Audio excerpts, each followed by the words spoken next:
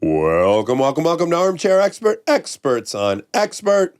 Ding, ding, ding, ding, ding, ding, ding, ding, ding, ding, ding, ding, ding. Happy 1000th episode. Can you even believe it? I can't believe it. I think of it very much like AA, which is like you can't stay sober for 30 years, but you can stay sober for a day. Yes. And then you can kind of blink and it is 30 years. Yeah. It's like if you told us like, okay, man, you're gonna do 1,000. I'd be like, that's too. We can't. Like do we're that. not doing we that. can't. We're not capable of that. Yeah, but look at it. And one episode at a time, we got to 1,000. That is very exciting. I'm proud of us. Me too. And then what an incredible episode to have for our 1,000th. Elizabeth Smart, which, you know, I think if you were on planet Earth in 2002, you knew about Elizabeth Smart. But Even you if could you be like weren't. me Yeah. and knew someone was abducted, but that's where it ends. Yeah. This story is so unbelievable in so many ways. And there's an incredible doc out now on Netflix called Kidnapped Elizabeth Smart. And it's an incredibly well-made documentary. This is such an interesting conversation and very meaningful and Yes. heavy. Yeah. Yeah. So I'm sometimes hesitant to give trigger warnings for all episodes, but boy, oh boy, this one warrants a major trigger warning. Yes. Obviously, there's abduction, there's sexual assault. There's a lot of darkness in this story. But I think you, like us, will find Elizabeth Smart to be impossibly well-adjusted and thriving. Has a positive outlook. Yeah, it's remarkable. Yeah. So grateful to her for telling us her whole story. It's a hard one, Yeah. but it's a great episode. And we're thankful to the Armchairs for sticking around for 1,000 Yes, episodes. yes, We yes. love you guys so much. And even the ones that came in COVID. If you're around for 500, a big high five. If you're around for one, we'll take We'll it. take it. We'll take Yeah. it. All right. Please enjoy Elizabeth Smart. Hi, we're back right after the intro. This is very special because it's our 1,000th episode. Yeah, and you wanted to commemorate I it. did because it's really special and it's really rare. It is, and it'll only happen once. Monica, this will be the only episode that's 1,000. That's right. And I am very proud of us for just sticking to it for this long, but mostly just thankful to the Armchaires because without them, we would not be able to still be here. Yeah, they've really hung around for a lot of them. They've been on the ride with us and it's so fun. So I want to do something special and do a little, very small merch collection to celebrate the 1,000th episode. Yes. So there is a t-shirt on the site that's very fun. There's It requires fast math, which is That's right, which is made me happy. that's for you. Yeah. That's for Dax. And on the back of that shirt, it has all of the 1,000 guests, which is very fun. Yes. And then there's a really fun sweatshirt and another sweatshirt too. I'm not going to give it all away, but go check it out. And a pair of engraved brass knuckles. Nope, that's not a that part didn't of make it. it. No, that didn't make the cut. The switchblade in there. Nope, that Okay, also. Nope. okay. We're sticking with the classics, the clothes. So go to armchairexpertpod.com and go to the store, and it'll be there. It'll be there, and go ahead and get on the list, and you'll get your 1,000th episode merch, and we're happy to have you. And on to the episode. He's an armchair expert. He's an armchair expert. He's an armchair expert. Very excited. Oh, you want to shake? I'm a hugger. Hi, I shook, so I set the bar, which was... You always do that to I me, know, and then I'm I look like a sorry. pervert. What nicknames did you grow up with? Just Elizabeth. Everyone. No, Beth or Bit. We have a friend named Bit, which I think is so cute. I loved a girl across the street from me growing up named Betsy, and I think her name was Elizabeth. Is Betsy the? I could see. I mean, I've heard people go by Betsy. but Yeah. Or Liz. There's a lot, Lizzie. Sky is the limit with Elizabeth. It is. But my mom was always like, you are Elizabeth. You will go by Elizabeth. Yeah. And so that's just what I've always been. Now, I'm lazy. If someone has more than 2 syllables in your name, I'm like, we got to get down to 1. Maybe because Really? I'm Dax. Yeah, you're just projecting. And your own Monty, one. I'd prefer just Mon. That's 2. Probably. You could have done Mon. Mon's very popular. for Mon. Monica. Too much. That's a lot. Too Is much. Elizabeth 3? Elizabeth. Elizabeth 4. But Elizabeth is such a pretty name. I understand why not wanting to shorten it up. Yeah. I like the name Elizabeth. When is the last time you did an interview? Right before. Right Oh, you before. came Oh, from an okay, you interview. came from one. Are you exhausted? No, I'm good. Oh, Okay, okay. good. What was the other one? It was just in-house at Netflix. Oh, sure. I watched Kidnap last night, and I made a really kind of questionable decision. I was like, I'm going to watch it with my daughters. Oh, I was wondering. Yeah. Yeah. So I watched it with my 11 and 12-year-old, and we all snuggled on the couch, and ultimately I'm really glad I did. It started a lot of conversations that I think are really good to have. And they got to see me bawl at the end excessively, and they love that. The end fucked me up. I'll get to specifically what that was about it. But I guess first and foremost, I was aware of all this, and yet at the same time not. This is 2002. Uh-huh. So I was 27. I just wasn't like dialed into everything that was going on. But now you and Monica are the exact same age virtually. Oh, yeah. 2 months apart.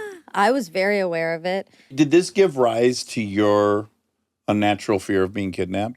Would you credit Elizabeth? So I think I already had it because I don't feel like people these days talk about kidnappings a lot, but it was being talked about back then. Like it was like a fear. It was like a no, not a, Do you know anything about the statistics? Is it more or less? Does it change? I couldn't tell you if it was more or less now, but I know a person goes missing about every 70 seconds. Wow. And every 9 minutes, that person's a child. Wow. Oh my That God. is, wow. Every 70 seconds. So that means, yeah, by the end of this, 110 people have gone missing is crazy. Let me ask you first, your comfort level with talking about it seems high. But I definitely wanted to talk before we got into stuff. I would never want to be going in any direction or anything that you wouldn't want to go in. But am I right? You seem pretty comfortable. No, with you can ask me whatever you want. Okay. You can also tell us if you're like, actually, I don't want to talk about that. Yeah. I've been talking about it a long time. Yeah. Like, you can ask away. Also, I feel like I've learned over the years how impactful stories are. I mean, again, like we can sit here and like chat about statistics. Actually, I'm not that great with numbers. Like Yeah. I forget them kind of easy, but I remember stories. Yeah. And I feel like if someone's story is really meaningful or impactful, I'll remember that a lot better than if it's just like a fact. And so I guess for me, I also saw this as an opportunity to reach out to other survivors, other victims, to let them know that they're not alone. Because again, I didn't feel like I heard people talk about rape or sexual violence or abuse as a kid. And I definitely didn't hear anyone saying, well, that happened to me. Right. And so I felt a lot of shame and embarrassment around what had happened. And it took a long time for me to get over that. And then as I started kind of in the advocacy world, I mean, it was the same story everywhere I turned. Yeah. So much shame, so much embarrassment, Oh, so yeah. much guilt. Yeah. Even though they're all victims. And so I also just felt like this was an incredible opportunity to be on a stage that I could never imagine being on. Yeah. A universal one. Yeah. And just be able to hopefully reach out to other people to let them know they're not alone. So personally, and I do not want to compare at all apples to oranges because mine's so far less severe. But I was sexually molested, and I talked about it quite openly on here and some other places. And I have my own baggage with all the things that come with that. And similarly, I wasn't having a lot of people come up to me and go like, me too. But I would say over the years, that has happened more and more and more. And it's a nice feeling, I think. I mean, it's like you're alone and scared. And actually, I think maybe this is a hot take, but I think one of the saddest things I see is that when someone dies or heaven forbid, is murdered, that's it. Like, their life is done. Yeah. But when I see too many survivors of sexual violence, they just stop living. They're alive, Yeah. but they stop living. Yeah. Yeah. And that loss of life, I find heartbreaking. Yes. That's Yeah, so because true. they have to be present for their own death in a way on Earth. Yes. Yeah. So let's go before 2001. Let's start in 87. You have what seems, at least from the doc, to have a pretty idyllic childhood up Yeah. to 2002. Where are we? Salt Yeah, Lake City. Salt Salt Lake Lake City. City. Okay. Okay. Yep. Great. Born Mormon and family. raised. Yeah. Yep. And in a very nice Federal Heights. Is that the name of it? Yeah. Federal Heights, so a very, very nice, affluent area of Salt Lake City. Brothers and sisters. I'm second of 6. Nice. Yeah. You rode horses. Yeah. You played the harp. Yeah. You have a bachelor's degree in playing the harp, yeah? Well, I studied it. You studied it, okay. I actually didn't graduate. I actually had 2 professors pull me out of class one day and they just said, Elizabeth, what are you doing? Why are you here? Really? And I was like, what? And they're like, you don't need a degree for what you do. We'll still be here in 5, 10, 50 years. Whoa. Go do what you're doing and come back when you are ready to be done with it. And I was like, wait, you're my teachers. I'm pretty sure you're the ones like supposed to be encouraging me not to drop out of school. Yeah, and they're incentivized for you to stay financially. Well, that's how you know it's real. It's real good advice. But yeah, I ended up following it and I don't have my degree, but I don't regret it. Yeah. Yeah. So prior to 2002, what kind of sights had you set for your life? Like I don't want to sound like I didn't care about what happened in my life, but I couldn't imagine that my life would be like that remarkable or that interesting. Right. I mean, I thought it would just kind of be like run of the mill. Like I'd go to school, finish high school, go to college, eventually get married, have kids, like maybe teach harp lessons out of the house. Yeah. And that would pretty much be it. Right. So I didn't think anything could ever happen to me. Yeah. So you shared a room with your sister, Mary Catherine. Mary Catherine. Yeah. So Mary was 9 and you were 14? Yeah. And you shared a bedroom or an actual bed? We shared an actual bed. Oh. You shared an actual Yeah. bed. Mm-hmm.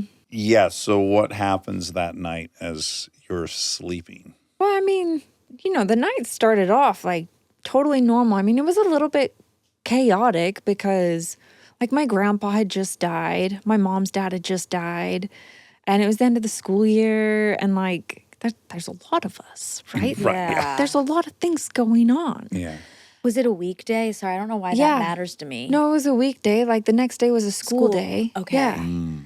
But it was still like a pretty normal day. Like there was nothing bad about it or Yeah. like there were no, I don't know, feelings of Omens. foreboding or anything. Yeah. Yeah, no Yeah. omens. Yeah. And yeah, I remember just going to bed and the next thing I remember was waking up to a man standing above me, knife at my neck, telling me to get up and get out of bed. Don't make a sound. Go with him. Oh my God. How detailed is your memory of all that? Is it pretty? Yeah, it's pretty It's detailed. pretty- Yeah. I mean, you try, I guess for all of us, this hasn't happened to you. Try to imagine yourself in that situation, which I guarantee your imagination is not going to do it justice. But first thoughts, like Yeah, you're like, this is a prank dream. or horror or. No, just like this can't actually be real. Right. Yes. And I mean, like I remember as a kid, like I chose to sleep closest to the door because I was like, oh, if anything ever happened, like it's my responsibility to watch over my little sister. Like I'm older than her. So I'm going to sleep next to the door. Yeah. Never actually thinking anything could happen. Right. Right. I felt like my nightmares would like the movie that scared me most as a kid was The Never-Ending Story. Oh, yeah, sure. Oh, it scared you. Oh, I hated it. You hated to trade with a huge dog or the I mean, school- honestly, I haven't watched it since then, so I couldn't even tell you what it's about. Oh, wow. It's a beautiful story about a little boy on an adventure. I just Yeah. remember being terrified when I watched it as a kid. Yeah. And I remember thinking that was more likely to pop out of my nightmares than to have someone break in. That was never even a thought that someone could break into my home. Yeah. And so I'd imagine there's like enormous confusion about what's happening. And then you're very quickly on the move out of the house, obviously. Yeah. Out the front door, out the window. So I was on the top floor of my house. I was probably in like the highest point of my house. Okay. And so we had to, obviously come out of my room, come down through like the big flight of stairs in the middle of my house. And then we went out through the back kitchen door. Wow. And do you remember on that walk hoping someone would hear you guys? Oh, absolutely. Yeah. And then because they didn't, I remember then thinking, well, because nobody woke up, is it because he killed them already? Sure. Yeah, how could you know? Is that why? Because Yeah. felt like whenever my older brother and I tried to sneak down to like see what presents were for Christmas, my parents always caught us. Right. So how did they catch us then and then not wake up now? And of course, he explicitly said, like, if you scream, I'm going to kill you. If you don't, I'm not going to hurt you. Yeah. Yeah. Ugh.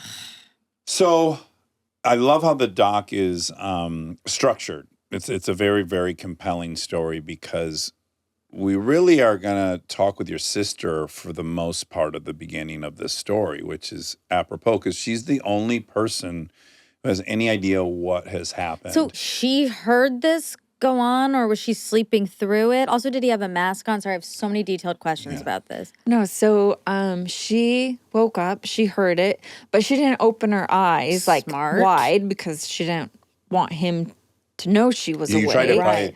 pretend you're invisible at Yeah. that moment. Yeah, but she said she was like kind of looking through her eyelashes to try to see him. So, she gave the police a description of him. Okay. But when I later read the description of him and then obviously knowing what he looked like, I was like, that's not right. Yeah. But like if you're a 9-year-old girl, like and it's dark in just the room. like looking through your eyelashes, like Panicked. panicked, would you? No, I don't you think know? it's possible to register it. And 9 years old. that is know. so tiny to be giving a detailed account of what happened. Yeah. But the police obviously question her. And the first really compelling thing is that she recognized the voice. Yeah. She said she knew the voice. She didn't know, she couldn't place it immediately. Yeah. But she knew the voice, like she recognized the voice. Oh my God. So did she, once you were out of the house, I guess she, ran into your parents' room, I guess? So we have an alarm system, or we had, none of us live in that house anymore. Yeah. But we had an alarm system in the house. And so she was waiting to hear the alarm system go off. Yeah. To know whether or not it was safe for her to get up and go wake my parents. But as luck would have it, for whatever reason, I feel like someone explained to me once, and I could be totally wrong, but when an alarm system goes off, it's because there's a magnet set in the frame and a magnet set in the door, and when they disconnect, that alerts the system. Yeah, breaks a circuit. Okay. Yep. Yeah, sounds like you know what you're talking about. Yeah. I don't. Yeah. But I think the magnets had fallen out of the door frame. What? Oh my God. So, and none of us knew about it. Yeah. And so when the back door opened, it never went off. So my sister was lying in bed and she never heard it go off. And so she waited and waited and waited. I think she probably waited about 45 minutes before she went and told my parents. But that would have been terrifying for her and would have taken a lot of courage for her because for all she knew, If we she were gets still up, in the house. Exactly. yes, and if she gets up, now she's next. Yeah. Or he could kill you. There's just a million bad options. Yeah. Ugh. Yeah, it's unimaginable. What is painful to watch, but of course, absolutely required, and you would know, you work in this space. Sadly, most of these cases are family related. Yeah. A pretty high percentage. Yeah. Really high percentage. Obviously, the police have to begin trying to clear your family. And there's a lot of you. Yeah, there is. Oh, yeah. Also, there's press. Ugh. So from your point of view, now, what is it like for you? Because, of course, you were not present for any of this, but when you have since seen everything they kind of went through for the next few days after your disappearance, what are your thoughts? I mean, it depends when you ask me. Like when I first was rescued and I saw glimpses of it, like initially I was just like, you guys didn't have it that bad. Like, you're all there together. Like, you're not alone with like these monsters. Yeah. Like, the bad things aren't happening to you. Yeah. Like, you're on the good end. But then, like, now as a parent myself, like, I'd gladly go through it again Right. to make sure it didn't happen to my kids. Yeah. And so now as a parent, I'm like, I don't know whose was worse, but I know I would do whatever it took to protect my children. Yeah. Well, as a fellow dad, watching your father, Ed, speak about your primary job is to protect your kids and your little girls. And the amount of shame and guilt and self-flagellation, I'm sure, about failing at that job was rough. But additionally, is it Uncle Tom? Yeah, Uncle Tom's a character. She has an uncle. Is he the oldest? he is. He yeah. feels like the oldest. He got wily in these interviews, Monica. Really? Yes. Even because again, I felt blessed by the fact that I hadn't followed all the twists and turns. So really, if I wasn't interviewing you, and my children kept asking, is she alive? And I'm like, she has to be. I'm interviewing her tomorrow. But beyond that, I don't know. So stop asking me questions. Like, I don't know entering the doc. I forget a lot, too. I think a lot of people forget. I entered the doc not knowing if it was a family member, right? So I'm along for the ride the way America was. And I got to be honest, I'm watching these interviews and I'm watching Uncle Tom, and Uncle Tom goes on this kind of weird path about how everyone is flawed and everyone has secrets. And I'm like, what the fuck is this guy talking Sounds about? like you. It's something I would say for It is, sure. yeah. I don't take this moment to be honest about the reality, the Exactly. complexity of life. Like, what? So we're watching that and my kids are like, oh my God, he did. Right. Yeah, I know, it seems crazy. And then, of course, now it takes America by storm. And so you have all these different pundits now evaluating every sentence that's said. Oh, first of all, like, my uncle is just one of the best people you could actually meet. Yeah. That comes out in the wash. By the end of the day, you're like, I fucking love Uncle Tom. I mean, like, he's all my uncles are the best people. Yeah. And I believe it was after that interview, because sleep deprivation was at an all-time high. Oh, yeah. That family members had to like enact certain rules before family members went before the media, yeah? so they didn't come off Get in these sounding that situations. way. Yeah. You mean like media training, but you're going through this crazy fear and loss. Like, I and mean, you it have to do was that? like, the most intense, worst thing my family had ever Yeah. experienced. Yeah. So yeah, everyone was just like, Yeah, he says later in this doc, he had been awake for about 5.5 days at the point, because he also took a polygraph that was inconclusive, whatever that means. This is kind also like we had Amanda Knox on, and kind of similar. Like, you end up doing things and saying things because you're just being put through the ringer. Yeah, you've been interrogated for 36 hours, and then you're expected to give a cohesive... Be normal. Yeah. yeah. Again, so we're watching that, and then my kids are like, yeah, he did it, right? And I'm like, well, he's in the doc, so no, I would have presumed he'd be in prison, like the weird detective work we were trying to do. Right. But then you're also seeing all of these things that really end up frustrating me when I see investigations. And look, these people are not sent down from heaven. They're human beings doing the best they can. They're scared. Everyone's scared. They're being relied on to have the answers, and they don't have the answers. But some of these immediate things that are coming out are very frustrating, which is the man looks at the attacker put a chair against the wall and then cut a screen and then climb through a window. That's how we got in. Mm-hmm. Okay. And the detectives look at this and say, there'd be a scuff on the wall. Yeah, this is These kind of like, I know this would happen. Those things are very frustrating. Yes. And I suppose that is how they work, right? You're just trying to knock down things that don't make sense. But at the same time, it's like, what are we talking about? And then people saying your father, Ed, on TV in the interviews didn't have real tears when he was crying. Like this micro examination of what someone's supposed to be doing. I can guarantee, like, I don't have to be there to know, like, he would have been crying. Yeah. Like, he cries every time he gets emotional. Yeah. Yeah. You daughters do that to us. I mean, I didn't cry Jesus. before I had them, and now I can't But stop. also, even if he didn't, the fact that like that then means is a problem. It's like we all have these ideas based on like movies yeah, how you're supposed to react. in trauma. And it's like everyone acts differently in trauma, and you can't just like make an assumption. Yeah. It's really bad. Yeah. Here's my great curiosity now that I know the end. So now they bring in, the whole town activates, right? It gets an enormous amount of coverage, and really everyone shows up to try to find you. There is a point where they bring out the basset hound dog, and it gets the scent of you, and it leads them for a very long time in your neighborhood, but then it stops. Do you have an explanation for that?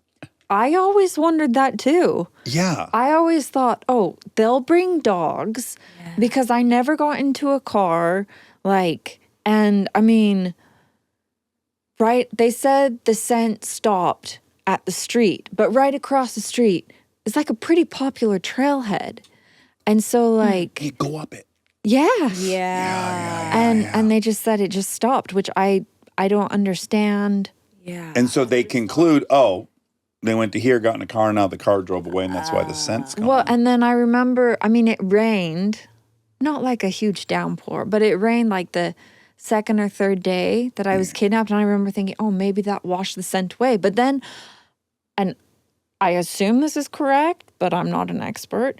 But I asked a dog handler like years later, while it rained, did it wash the scent away? And they're like, no, that actually enhances the scent. Like reactivates it. That kind Yeah. of makes sense. Weird. And I was just like, okay, well, I never got in a car. Like, Well, once we find out in this doc where you were, it's absolutely maddening. Like that's a heartbreaking bit of information. You were not that far. I wasn't, but I hiked back up there just this past October. And like, it is not easy to get to. It is hard. It is very, very difficult to get to.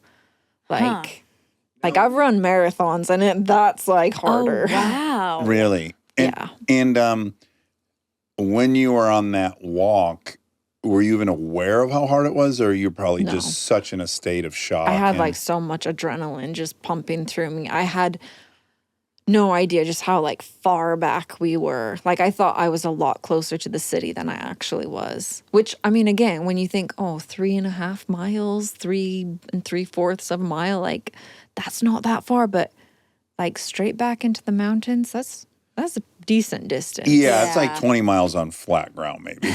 And 40 miles. Feels about like so you it. walked the whole time like in silence? Pretty much. I mean, I remember asking him a few times, like, why are you doing this? Yeah. Like, where are you taking me? Why are you taking me? I remember asking him questions, but he'd always kind of shut me down. He'd say something like, oh, I'm taking you hostage, or all will be revealed in due course. Oh. Was he Like already cryptic. in biblical speech, or was that I'd say he was in later? and out. In and out. In and out, yeah. Will you tell Monica this horrendous thing you had to ask him, and why? Well, I asked him if he was going to rape and kill me. Yeah. And because, I mean, what? Like, You're like, what is this about? yeah. Like, we Yeah. didn't have enemies. Right. Like- right. We never started a feud or hurt anyone. But you didn't recognize him? Not immediately, but Okay. I did recognize him, like, once we started getting up further into You the did. mountains. Yeah, I did. And I was like, why are you doing this? My parents tried to help you. Oh Like- my God. But you had asked if he was going to rape and kill you Yeah. because this is so heartbreaking, but also so pragmatic of you, even at 14. You wanted it to happen close to the house if he was going to do it so your Yeah. parents could find you. Yeah, I mean, there were, like, it's not that different from here. Like there are mountain lions, there are coyotes, Right. and I guess as a 14-year-old, I had a pretty active imagination. And I was like, oh my gosh, if we get far up here, like these coyotes or mountain lions are going to tear apart my body, and then I'll just vanish and no one will ever find me. Which again, like as active as imagination is, like it could have happened. Like just this last time I hiked up there, like I saw some entrails on the way up, and that was it. Animal. Yeah, no, I know, but still, yeah. Yeah. Yeah, you never know. Oof. Stay tuned for more Armchair Expert, if you dare. We are supported by Allstate. Checking Allstate first could save you hundreds on car insurance. That's smart. Not checking your phone's battery before heading out, that'll get you every time. Of course, your phone dies on the way to meet someone, leaving you wandering around quietly panicking about being in the wrong spot. Yeah, checking first is smart. So check Allstate first for a quote that could save you hundreds. You're in good hands with Allstate. Potential savings vary, subject to terms, conditions, and availability. Allstate North American Insurance Co. and affiliates, Northbrook, Illinois. We are supported by Intuit TurboTax. You know that feeling when you drop your taxes off with someone and then nothing?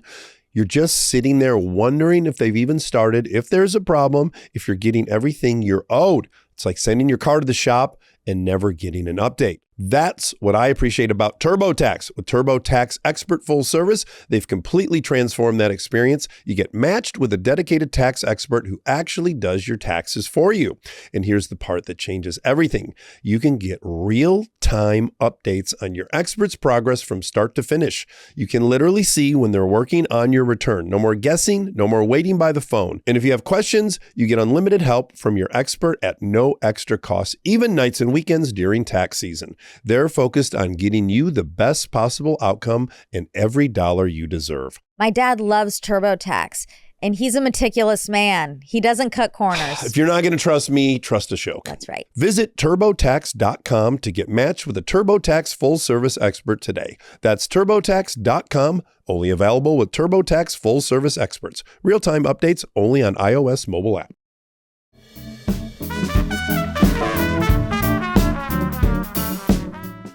Yeah, the fact that you have to think like that. Is Yeah. terribly adult kind of a thought to Yeah. have, I think. And the first few days of this, there's 40,000 leads are phoned in. So what they're trying to sift through.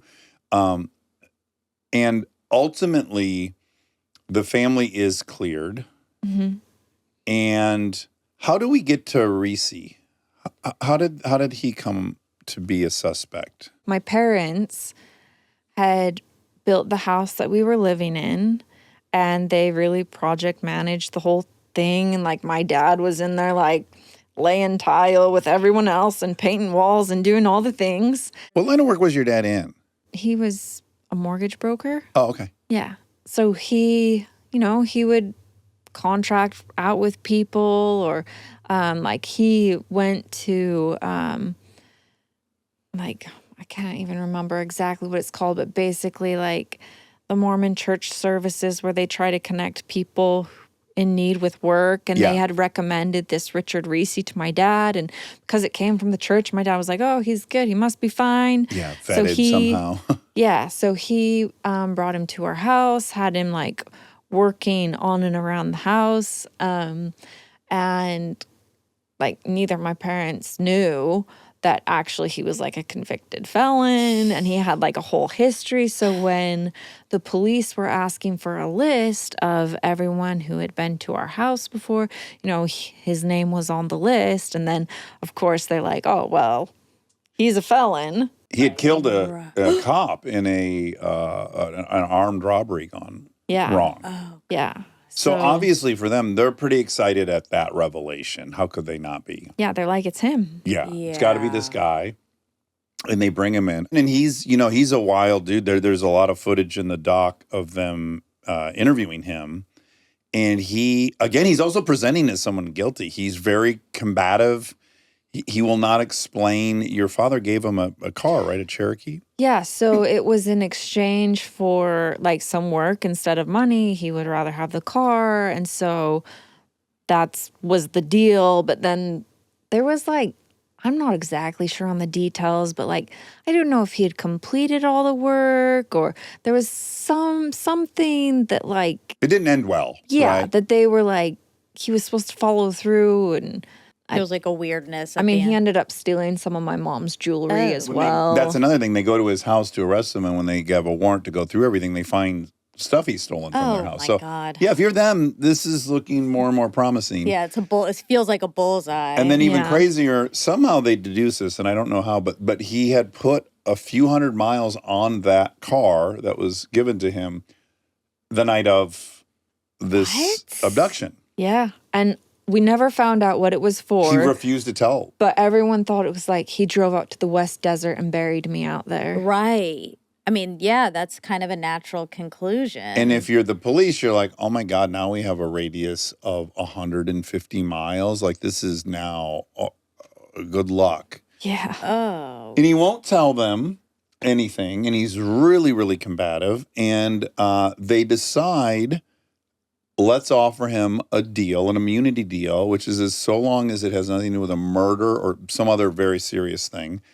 You can tell us where you drove and we won't care about the crime. Right. And so as that's being pitched and they're evaluating whether or not to take that opportunity, he dies in his jail cell. Which my other grandpa, my dad's dad, he was a doctor. And at the time he said, Elizabeth hit him over the head and he had a brain aneurysm and that's why he died. Oh. I'm glad he thought that, but that's not what happened. Yeah. Oh my God. He did. He had an aneurysm. He just like healed. What? Yeah, and the doctor like stroke or aneurysm. I don't know if it was ever decided, but now we're in and you're still missing. Yeah. This is like a string of impossibly bad luck things to happen. Like that nobody woke up, that the magnets on the door fell off, that this guy just dies out of nowhere. Like, what? That's so crazy. No, right? It shouldn't be. Yeah. How is this even my life? Right. And now, how long had you been gone when Reese died? I think it was probably like at the 4 or 5 month mark. Oh, that So long you have already? been gone Yeah. for 4 or 5 months. And so obviously national attention's dying down. Yeah. The police department's running out of people to talk to. They have this guy, they thought it was it. He's dead. I don't want to say they said it was over, but kind of it was over for them. But that leaves your parents with, oh my God, where is she? If that's what happened, I mean, just the agony of that being the conclusion must have been. Yeah, I mean, everyone was like, the secret of what happened to Elizabeth has gone with Richard Reese to his grave. Like, we will never find her. We will never know what happened. We can only assume she's dead. Okay, now tell Monica this crazy thing that happens to Mary Catherine waiting for Dad to come tuck her into bed. So my sister, she's just like randomly looking at the Guinness Book of World Records. And she said she turned to this page of this extremely muscular woman.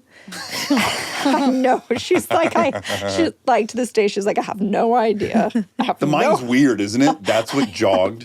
No idea. Yeah. But as she's looking at this page, This muscular woman this in the world. muscular woman, like the name comes to her. No. And my dad comes in to tuck her in and she's like, Dad, I think I know who kidnapped Elizabeth. I think it was that guy Emmanuel who came to our house and did some work for you that one time. Oh. And yeah.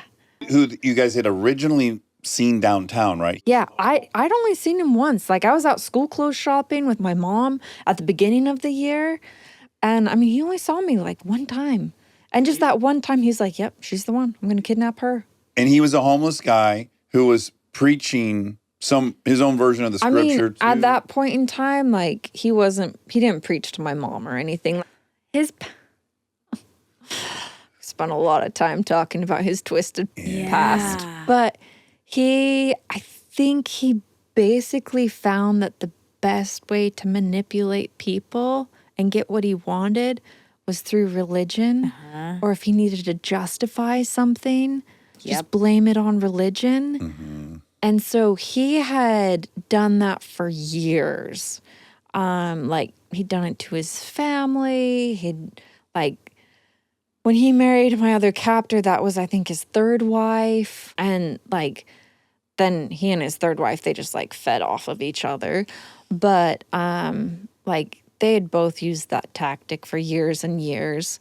However, I think if you like look at that time period, you know, he saw me in like September, October maybe of 2001, right around 9/11.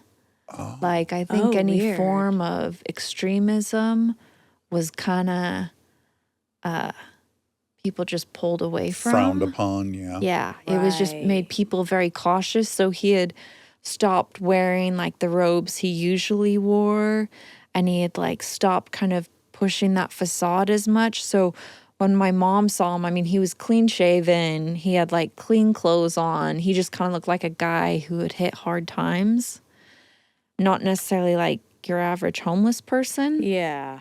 Yeah, so, and he didn't even ask my mom for money straight out of the gate. Like, he asked her for work. When you were out clothes shopping. Yeah, He just when- like random. Yeah. Okay. And so my mom was like, well, I don't have any work, but you can call my husband. You can talk to my husband.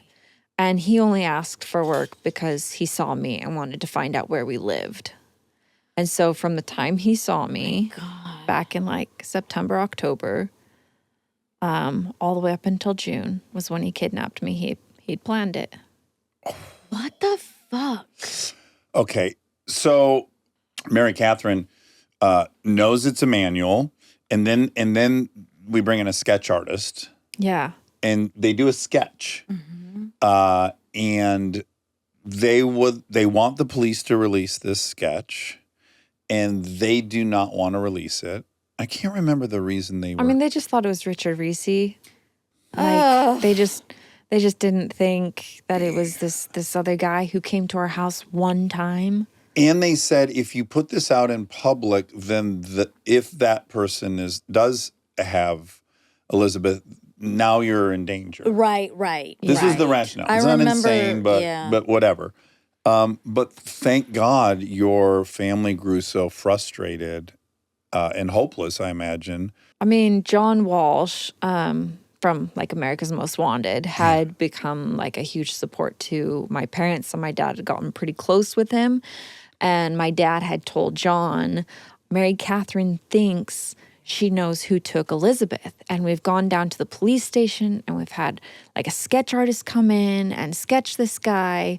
And like, she thinks that's who it is. And John was like, well, you've got to release it. And they're like, but the police don't want us to. And so actually, John went on Larry King Live back in the day, and he actually released the sketch on Larry King Live. Wow. Good for him. Yeah. As it turns out, great for him. Yeah. Because pretty quickly, the brother-in-law of Emmanuel, In quotes, Dax just did quote. I did quotes if you're listening, not watching, Emmanuel in quotes, his brother-in-law calls and says, I think I know who Emmanuel is. He knew that was the name that Brian Mitchell was going by. So now we know who it is. Yeah. But now where are they? Okay, so now let's go back to walking. Yeah. So as you just said, there's a second person involved who goes by the name of Hepzibah. Hepzibah. Yeah. What happens when you get to the end of this 3.5 mile hiking trail? Well, I mean, he had said while he was taking me up into the mountains that we were going to his wife. And initially, when I heard that there was going to be a woman there, I was like, it's going to be fine. Yeah. You know what? It's going to be fine. Like, I tell my nothing- kids, find a woman if you're lost. I know. That's Yeah, what right? Yeah. Yeah. Women can be crazy too. Now you should tell them, find a woman with kids. Yeah. Well, that is, we go, step one, find a police officer or a woman with kids, and then next best out. Yeah. It's a list. Yeah. It's terrible. Ending That's with the man. list, but it is. Yeah. And so like initially I was like relieved because I was like, oh, you know, like nothing that bad can happen. Plus, like, I mean, I could tell that he was older, and I was like, I feel like your brain goes in so many different ways to try to protect you. Yeah. Like try to make you think, okay, or at least mine does. Yeah. The situation is not as dire as it seems. Like it's going to be okay. It's going to be okay. Yeah. You're okay. There's a woman there.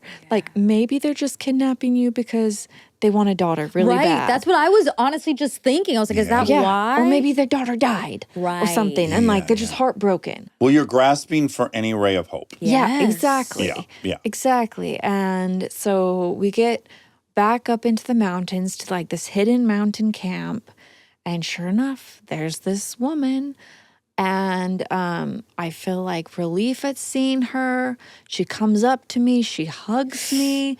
But at the same time, like there's like the hug was, I don't know. Is there such thing as yes, there is such thing as an aggressive hug. Yeah. Sure. Or a possessive hug. Yeah, a hug of I'm like claiming you. domination kind of thing. Yeah, I'm claiming you. Yeah.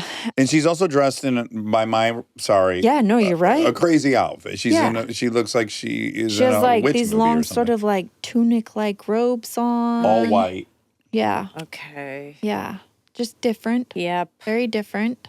So she hugs you. She hugs me. She leads me inside of the tent. She sits me down on an upturned bucket. And I need to add, it is a camping tent. Yeah, it's a Get camping no tent. illusions of grandeur. This is Yeah. It's a not like 3-person glamping. tent. It's probably like a 6-person You're tent. right. But It's let's be fair. It's a 6-person tent. Okay. But But yeah. that's where they're living. That's yeah. the okay. Yeah. Like there's like inside the tent, there's just like bedding on the ground. And there's this one upturned bucket. That's what she has me sit on. She brings in like this little small blue basin, has water in it.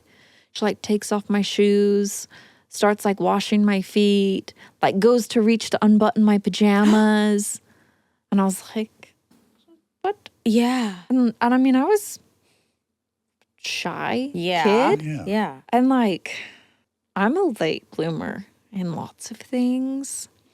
So like, I hadn't really hit puberty yet. And I don't know anyone who goes through puberty gracefully anyway. No. Not me. No, it's not easy. I could not, of course, help but imagine my own 12-year-old in this situation. And yeah, it's just devastating. It's fucking devastating. Yeah. So, you know, as she's like trying to undress me, I just remember like Ew. grabbing hold of my pajamas. The last thing you want to be and- is naked in front of anybody, much less Yeah, strangers. No. Yeah. Yeah. Who knows what's going to happen when these clothes come off, too? Exactly. Like, it's very scary. Yeah. So did she let you keep them on? No, she's like, if you don't let me take them off you, I will have Emmanuel come in here and he will rip them off of you. And I remember just being like, I showered last night before I went to bed. Like, I'm not dirty. Like, if you want me to change, I will change myself. You don't need to touch me. Yeah. And so she finally hands me a robe, like the one she has on. I remember pulling it on and then taking my clothes off underneath the Oh robe. my gosh. And she scoops them up and she walks out of the tent. And you're just sitting there. I'm just sitting there. Yep. I could hear them right outside the door. God. So the woman walks out. I honestly don't know how much time passed. Could have been 30 seconds. Could have been 10 minutes. I don't know. But not too much time passes. And the man comes in the tent and he's changed out of like the dark sweatpants and sweatshirt and like stocking hat that he wore to kidnap me in. And he has on these long robes like the woman. And he comes in and he kneels down next to me and he starts speaking to me. And at first, I'm really not paying attention to what he has to say. Yeah. And then I had the thought that maybe I should, because maybe there'd be like some reason why he was kidnapping me or what was going to happen next. Did you think, as a religious person, did you think at any point, oh, these are satanic, like they're some kind of devil worshipy people? Like at that point, I did not realize, like he had already mentioned God, but because I grew up in such a religious like environment, Yeah. that didn't just automatically make me think, oh, crazy person. Right, Yeah, right. But then as I listen to what he says, and he's like, I seal you to me as my wife before God and his angels as my witnesses. They're getting married, Oh Monica. my God. Yeah. And is it at that moment he tells you, you are one of 7 I will be? He doesn't tell me right at that moment, But I mean, he does tell me later how I'm the first of 7 wives. And he had this whole thing so he had this whole set of books that he viewed as scripture, and he called them the 7 diamonds plus 1. Because the 7 books, it was the Old Testament, the New Testament, they were Standard books. stuff. Yeah. I don't know how standard all of them were, right. but they were books, published books. And then his plus 1 was the book he wrote of Revelations. It's his book. His book. Because he's a prophet. He's not just a prophet, he's the Davidic king. I know. Half of these things I'd never even heard of before. Yeah. And that was the same thing how he viewed me and the future 6 other girls he was going to kidnap. So we were going to be the 7 wives plus the 1, and the 1 was Wanda Barzi, Hepzibah. Oh. Yeah, and she was the queen that would reign over us all. She was the mother of Zion. That's what she claimed. Boy, you think about all the psychology that goes behind a master manipulator like that, and how offering her that high status role somehow made all the other this dude's obviously wants to be with a ton of women, but I've anointed you as this is the salve I'm going to put on that, is give you super high status and hope you're good with that. She had a prior marriage as well. She had 6 kids from her prior marriage. God, that makes it even darker to think of someone who has had kids, children. could do this. Isn't it? Yeah.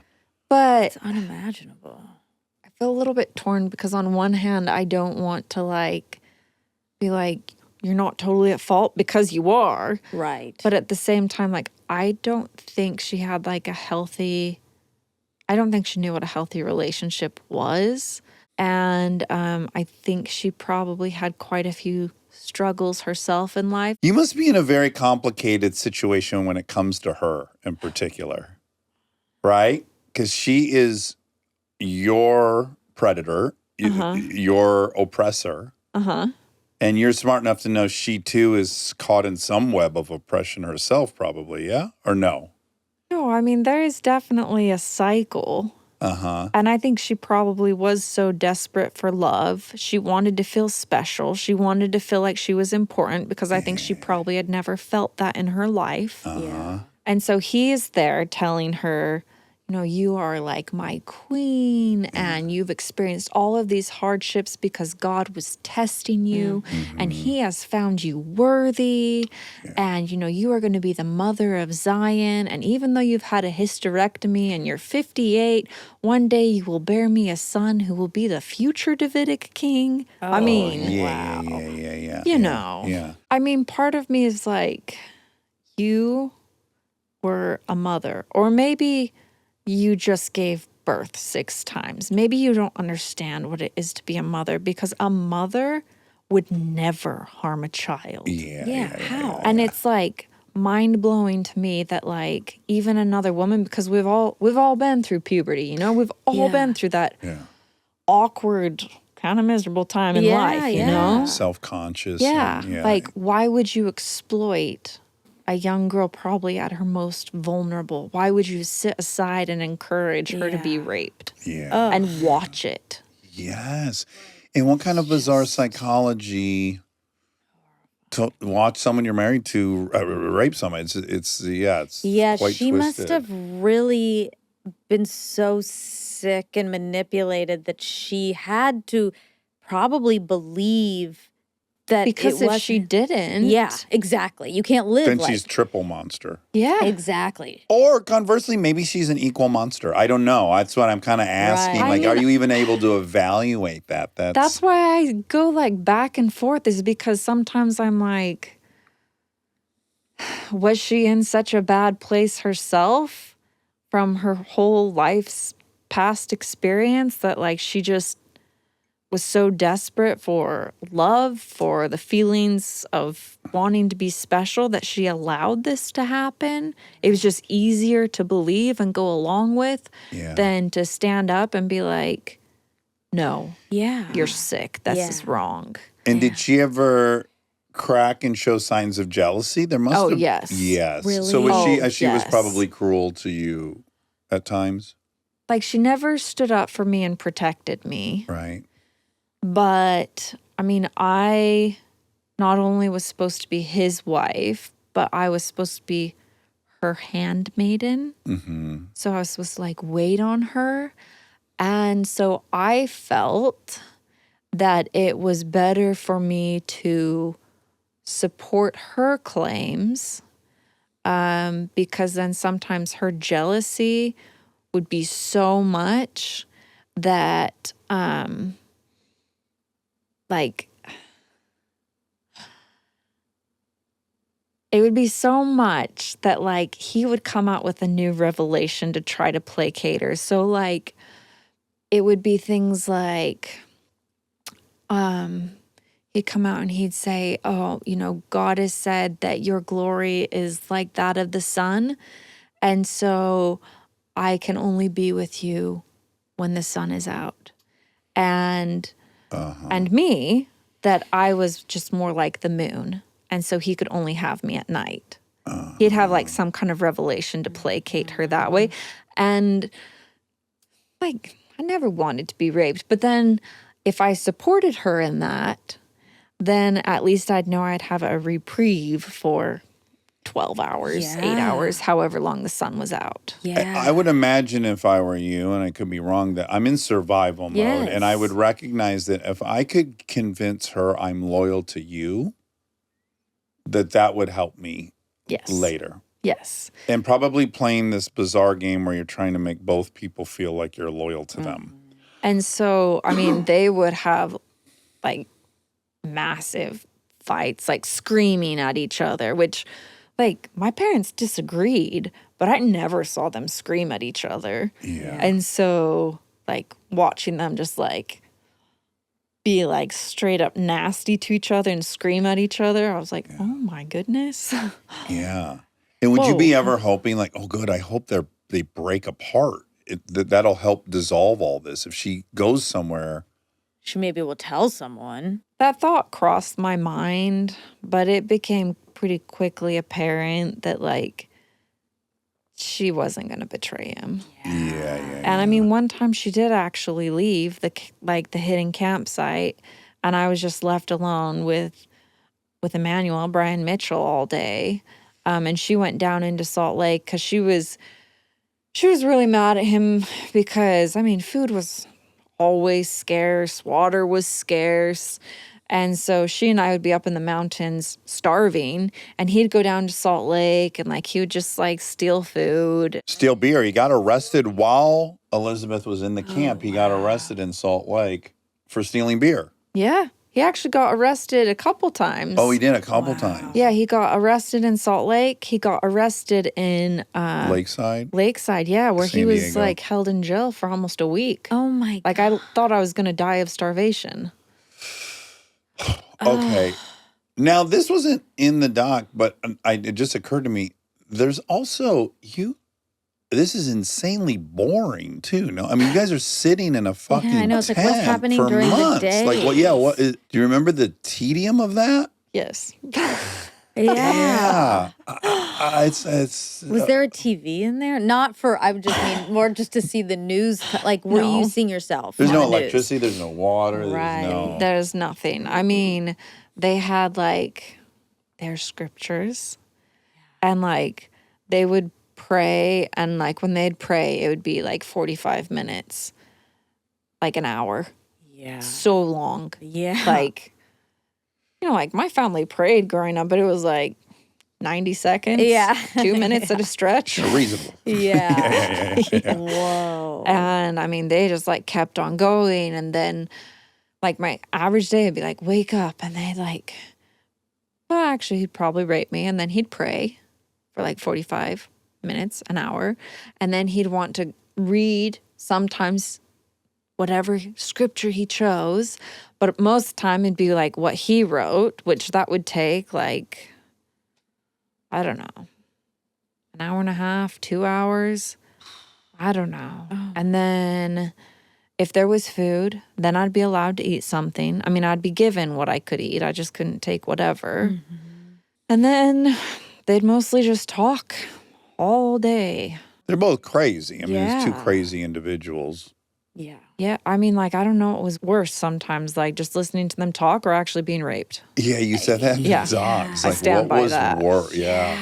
I stand by that. But Wow. again, just not to be salacious, but I think it's relevant. It's that first night he rapes you.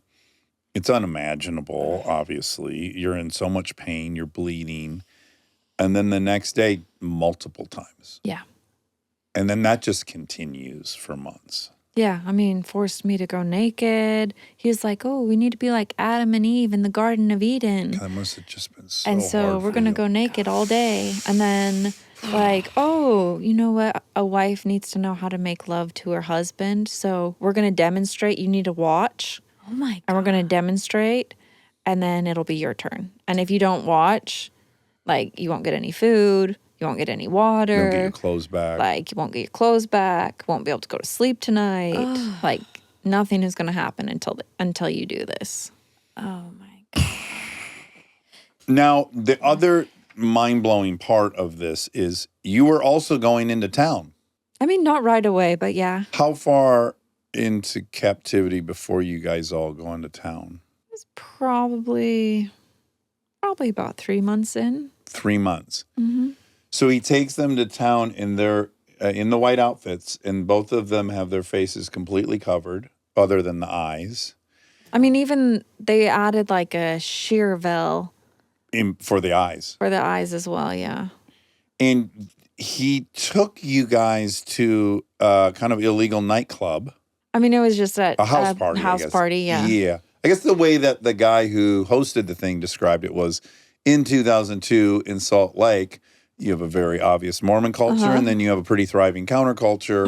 And there would be these kind of off grid after hours parties where people did drugs and did whatever. So he Yeah. comes to a place like this, Yeah. and the man offered you a beer, or all three of you a drink. Yeah. Yeah. And Emmanuel said, the ladies are not allowed to drink, but I can drink. And then the man said to Elizabeth, this guy seems kind of controlling. Mm-hmm. And then Hezbollah, or Hepzibah. says you can't talk to her, right? Or Mm-hmm. so I mean, there's like, think how close this is I to know. That's so.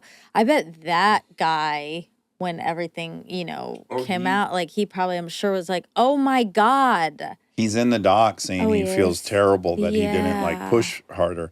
But the one that is absolutely, you hear these stories about, I don't know if it was Dahmer or one of these serial killers where like one of his victims got away and the cop brought him back to the house. This is a very famous story, this guy getting away. And What? yeah.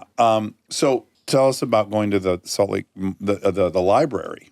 I mean, winter's coming on, and there's just no way we could have survived like a northern Utah winter. Yeah.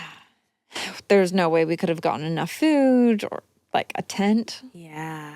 We would not Would have survived. frozen to death. Yeah, and so they're like, we need to find somewhere to go. We need to find somewhere, for this winter. So it was decided we'd go to Southern California. And they're like, okay, we need to find maps of the area. We need to figure where to go in Southern California. So we went to the public library, and they like had maps spread out on the table. They decided we'd head to San Diego. They were like looking at the maps of San Diego. There was a place called Lakeside, which he's like, oh, Lakeside, that sounds like kind of remote-ish. Like there must be a big lake. So there's probably a place to hide somewhere around there, which is actually kind of funny because it's a man-made lake. Oh. Surrounded not by rural areas. Yeah. It was decided that's where we go. So they're looking at the map, and all of a sudden, like, this guy starts walking towards us, and he gets closer, and all of a sudden he flashes his badge, and he says, I'm a homicide detective, and we've gotten a call, and I just need to talk to you, because there's a girl who, we're trying to find, and, we just need to verify that she is not that girl. Oh, wow. Yeah. Really quick, before you tell the outcome, do you remember what was happening in your body as that was happening? Shock, adrenaline, Fear? like fear. Yeah. Like I was just like, I mean, Wanda Barzee, her hand just like clamped down on my thigh. And I was just, Paralyzed? yeah, it was like being kidnapped all over again. It was like reliving every bad thing that had happened to me. And it just made me feel like it reminded me of how invincible my captors felt to me. And that they had the control and not me. And they'd gotten away with so much already. Yeah. And who was this police officer that he thought he could protect me when no one had found me? Oh, wow. So, I mean, I just, I was frozen. Yeah. Which, I mean, everyone has kind of heard of fight or flight. Yeah. And Or then- freeze. And then freeze. And I froze. Yeah. Yeah, of course. I mean, it wasn't Yes. even like a conscious No. decision. All of us would freeze. Yeah. Stay tuned for more Armchair Expert, if you dare.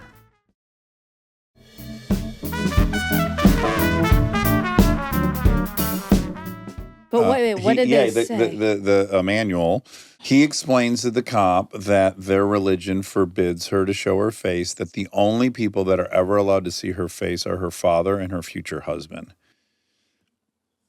Okay. And the police officer said, fine. Yeah, and I mean, he pushed. He was like, well, can I just convert to your religion for a day? Oh. Like, if you just let me see her face, anyone else who calls, I can assure them that, she is who you say Right. she is. Like, just let me see. I mean, he did push. Huh. Like, he did try. Wow, but that's now so that's the hard guy for who me. I imagine has the most amount of guilt, I'm way sure. beyond. I Sure, actually I'm think he's sure. passed He's away passed since away. then. Okay, Yeah. okay. But I mean, I saw him during the trial, and he, Devastated. Of he just course. apologized Ugh. so much. Yeah. But I think that also just goes to show, what a master manipulator Yes, It's you're very right. Charles my captors Manson-y. were. There is some Svengali quality he clearly had, that he could not panic in the face of this situation he was in, and then stick to it and convince and get out of it. I mean, it was also really interesting during the trial, the prosecuting team found so much stuff about him. And it was interesting because the defense team even brought up a lot of stuff that the prosecution was like, we were thinking about bringing that up. And then we're like, we don't need to, but this is just another nail in the coffin. So why Yeah. not? And one of the things they brought up was a letter that Brian Mitchell had written. I think it was to his mom or someone, but talking about what a good actor he was and how much he enjoyed acting and tricking people and convincing others of whatever he felt like. Right. Yeah. Oh, my God. Oh, my God. Can you believe that? So they take a Greyhound, or you take a bus, you out of Lakeside. Mm-hmm. You're there, and now I think this is a very savvy moment for you. What it tells me is as frozen as you were at many times that were terrifying, you also hadn't surrendered. You were still. You had hope? Because I gotta say, there's moments in the doc where I wonder, do we ever get Stockholm syndrome-y? Is there anything happening? I mean, it's just I really can't fathom what happens mentally. But do you think do you know that Stockholm syndrome? I am well aware of Okay. it, but no. But no, Yeah.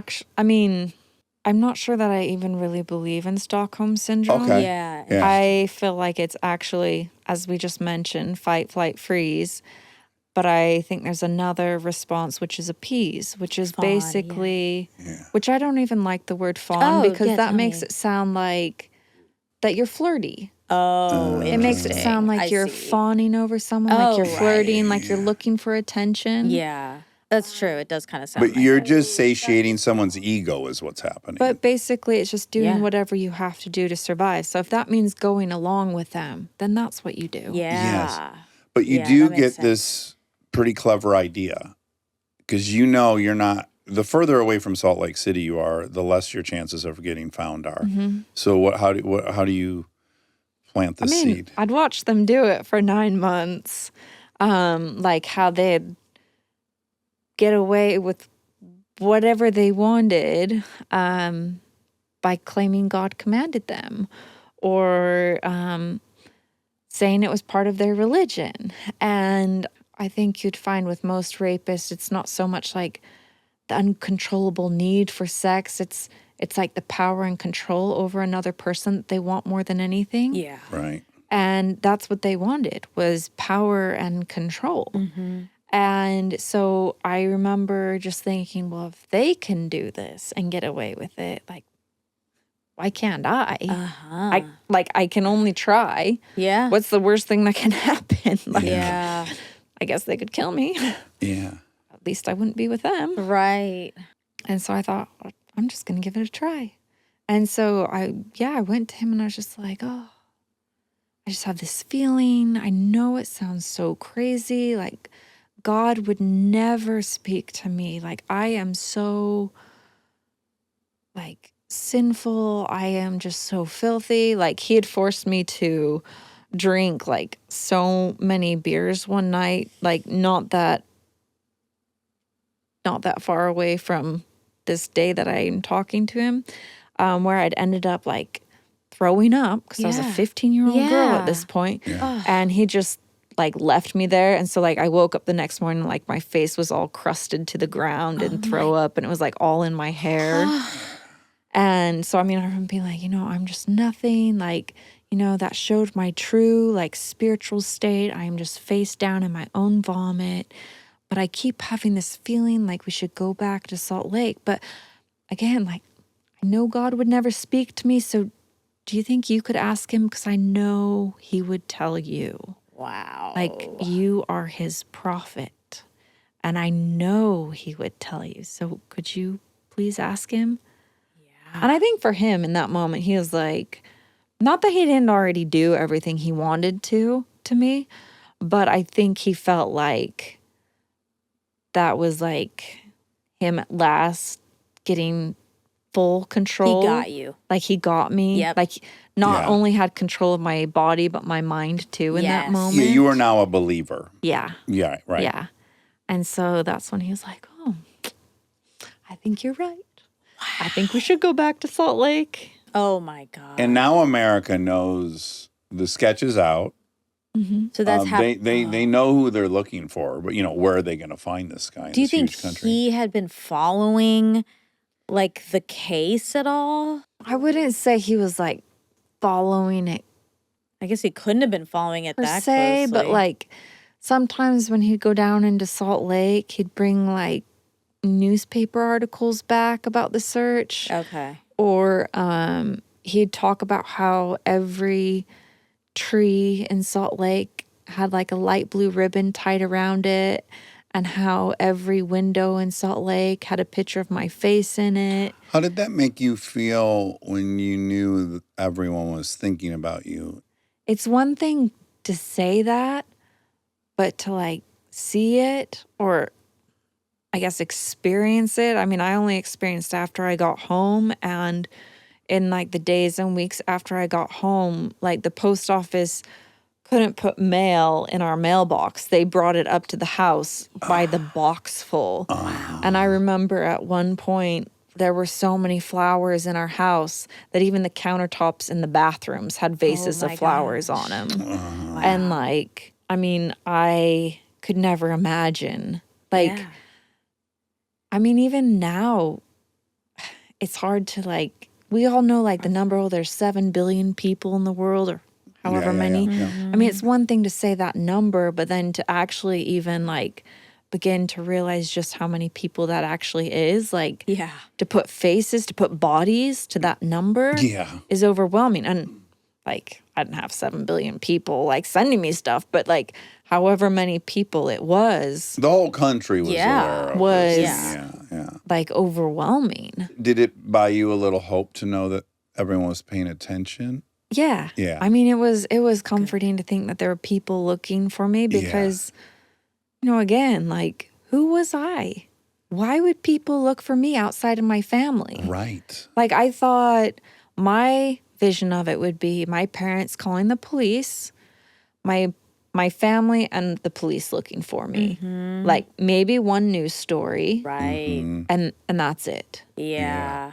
Like, in my mind's eye, it was like my mom driving her car through neighborhoods looking for me. Right. Now, probably my most hated part of the whole story is something I've also experienced, which is after the first rape, virginity is cherished. What were your thoughts after that? Oh, I thought I was ruined. I 100% thought I was ruined. To the point where you didn't even know if your family would want you back. Yeah. Fuck. Thought I was going to be like if I managed to survive this, if I ever made it back to civilization, would I just become a pariah? Oh my God. Like, how could anyone have anything to do with me once they knew the truth? Did you have any fantasies of like, if I'm returned, I'm just going to pretend this part didn't happen? I wanted to, but then also, like, what would happen if I ever got married and on my wedding night, my husband's like, Where's what your the hell, home? Elizabeth? Like, you're not a virgin. Right.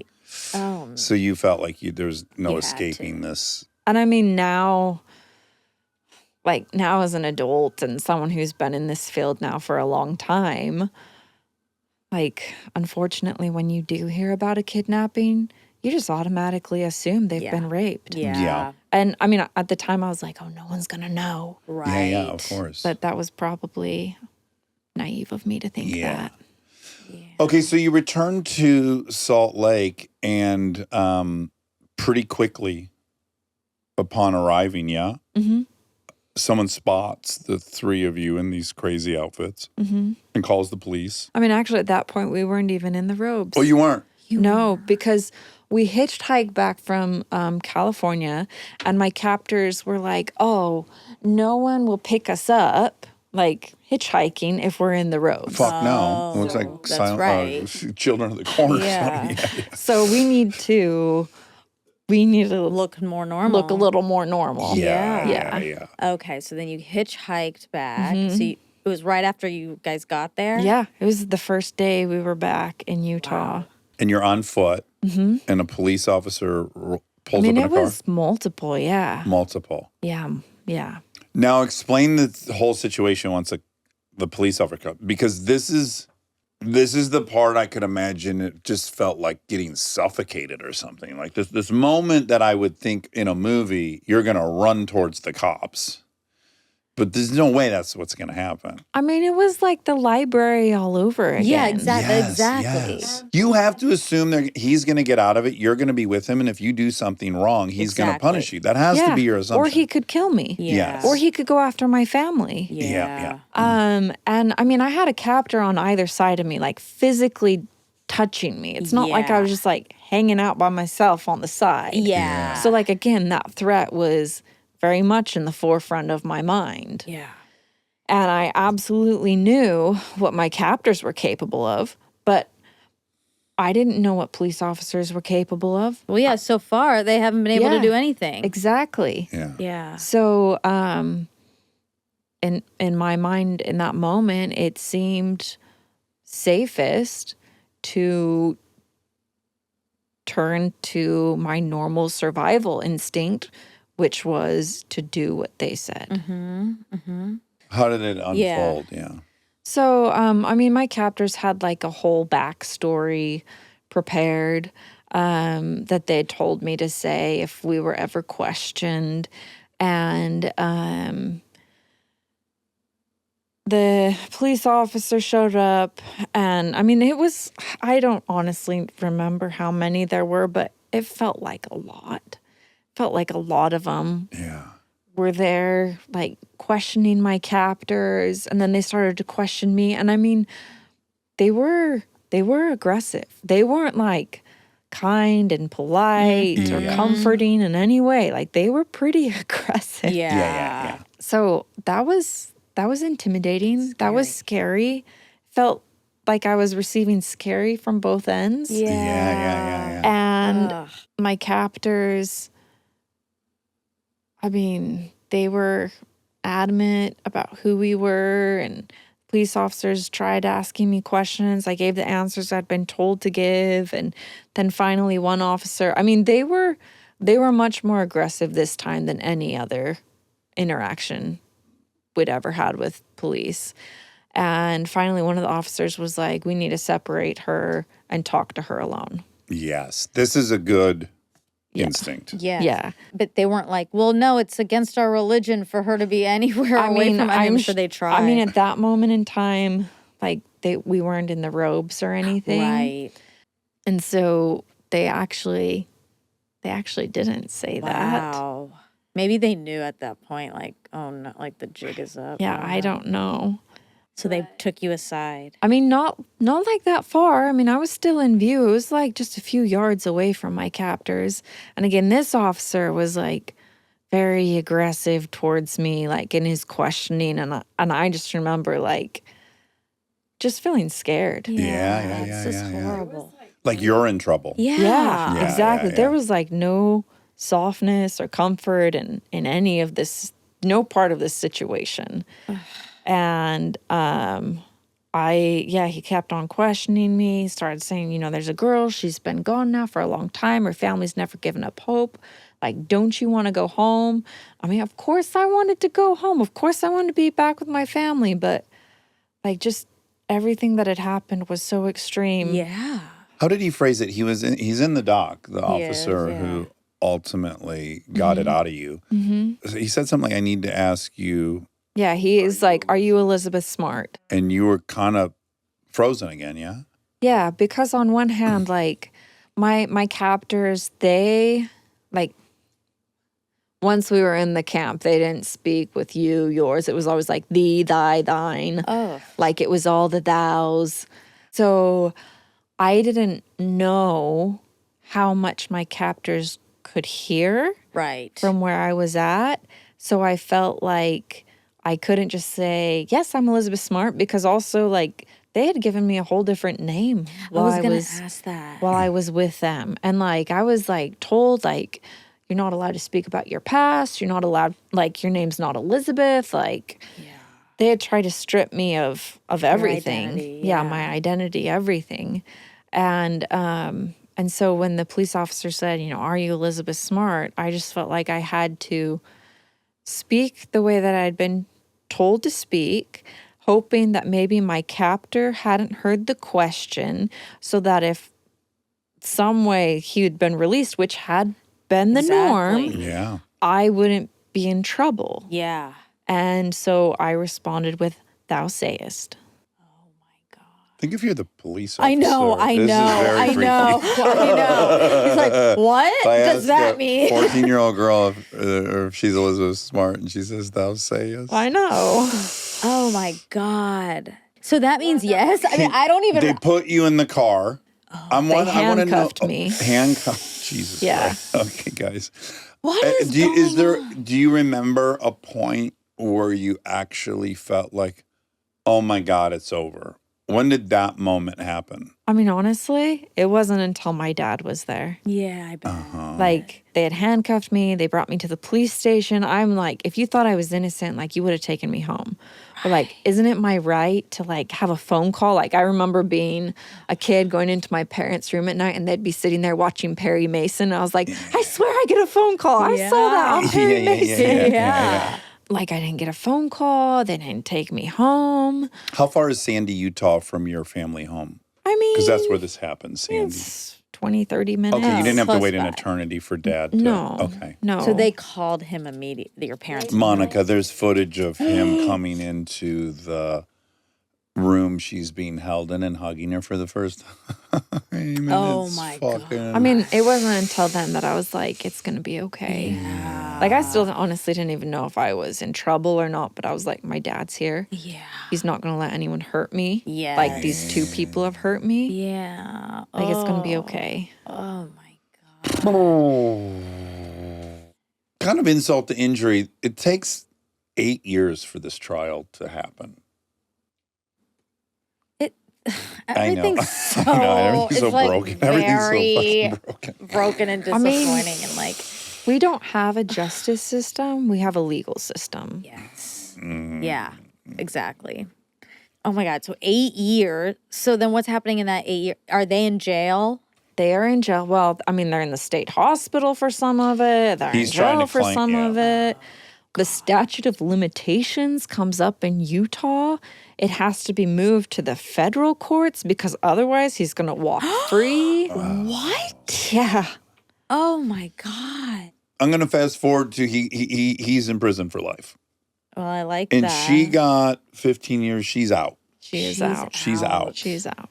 But what is not in the doc and what I got left with so many questions is when do we dare return to school and what on earth is that like? I mean, this recovery process it has got to be just so challenging.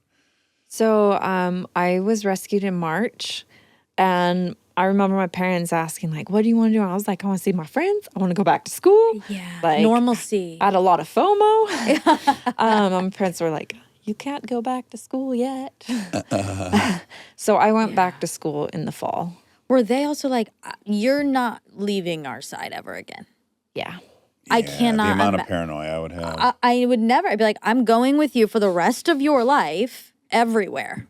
That's it. I mean, my mom basically said that. Yeah. Were you offered immediately therapy? I was offered everything, but I did not know what therapy was. I mean, it had like I'd say it had like a pretty negative connotation Right. attached to it. Yeah, that's what New York liberals do. Especially back then, too. And like, I just knew it was something that psychiatrists did.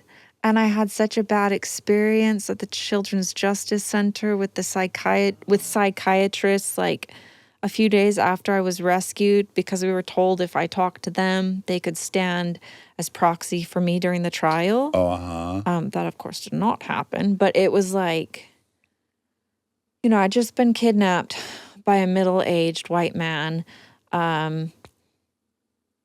claiming God commanded him to. And then I was being very intensively questioned by 2 middle-aged white men, clearly religious. Yeah. And like, No. again, like I was very sheltered as a kid. Like my parents didn't call a penis. It was like your privates, your privates. Yeah. And so like I had to go down the whole pathway of being like, oh, he hurt me. Oh, he molested me. Oh, he raped me. Oh, well, he stuck himself inside. He forced his penis inside my vagina. Like I had to get to that level of language With the psychiatrist. with the 2 psychiatrists. Yes. Must have been so uncomfortable. That I was like, this is the worst thing ever. Yeah. I never want to talk about this again. Yeah, I don't want to think about this anymore. And if these are psychiatrists, Yeah. like I am not going near anyone Yeah. ever again. That makes sense. And now in retrospect, do you think you would have benefited from the right therapist at that time?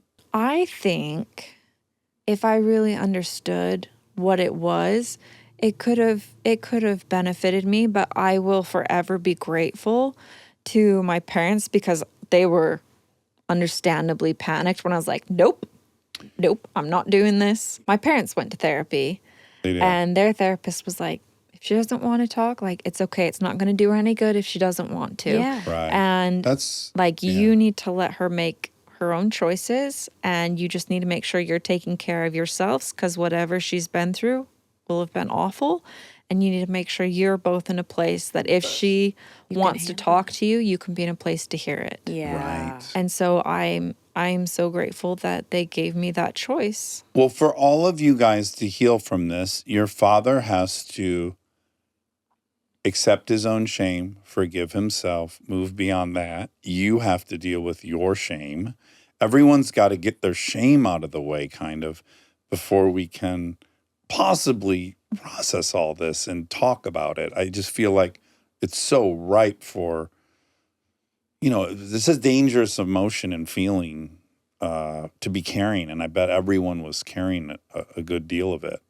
I actually asked my mom if she ever felt guilty about the window being left like just cracked open. It wasn't like wide open. Yeah. And she said no. Oh, that's good. because she was like, I didn't invite him into our home. Like, he broke into our home. He violated our home. Right. Yeah. That wasn't because I said, here, come on in, take my Yeah. daughter. That's so healthy Yeah, because when that these is bad healthy. things happen to you, I start blaming myself. You know, my guilt over and shame over my situation was so different from yours. Obviously, I wasn't abducted. I was lured. I had bad feelings in my stomach. I ignored those at times. I had to deal with, mind you, I was 8, but I had to really reckon that, like, yeah, I didn't listen to my gut. I know I didn't. I feel so guilty and shame ridden about that.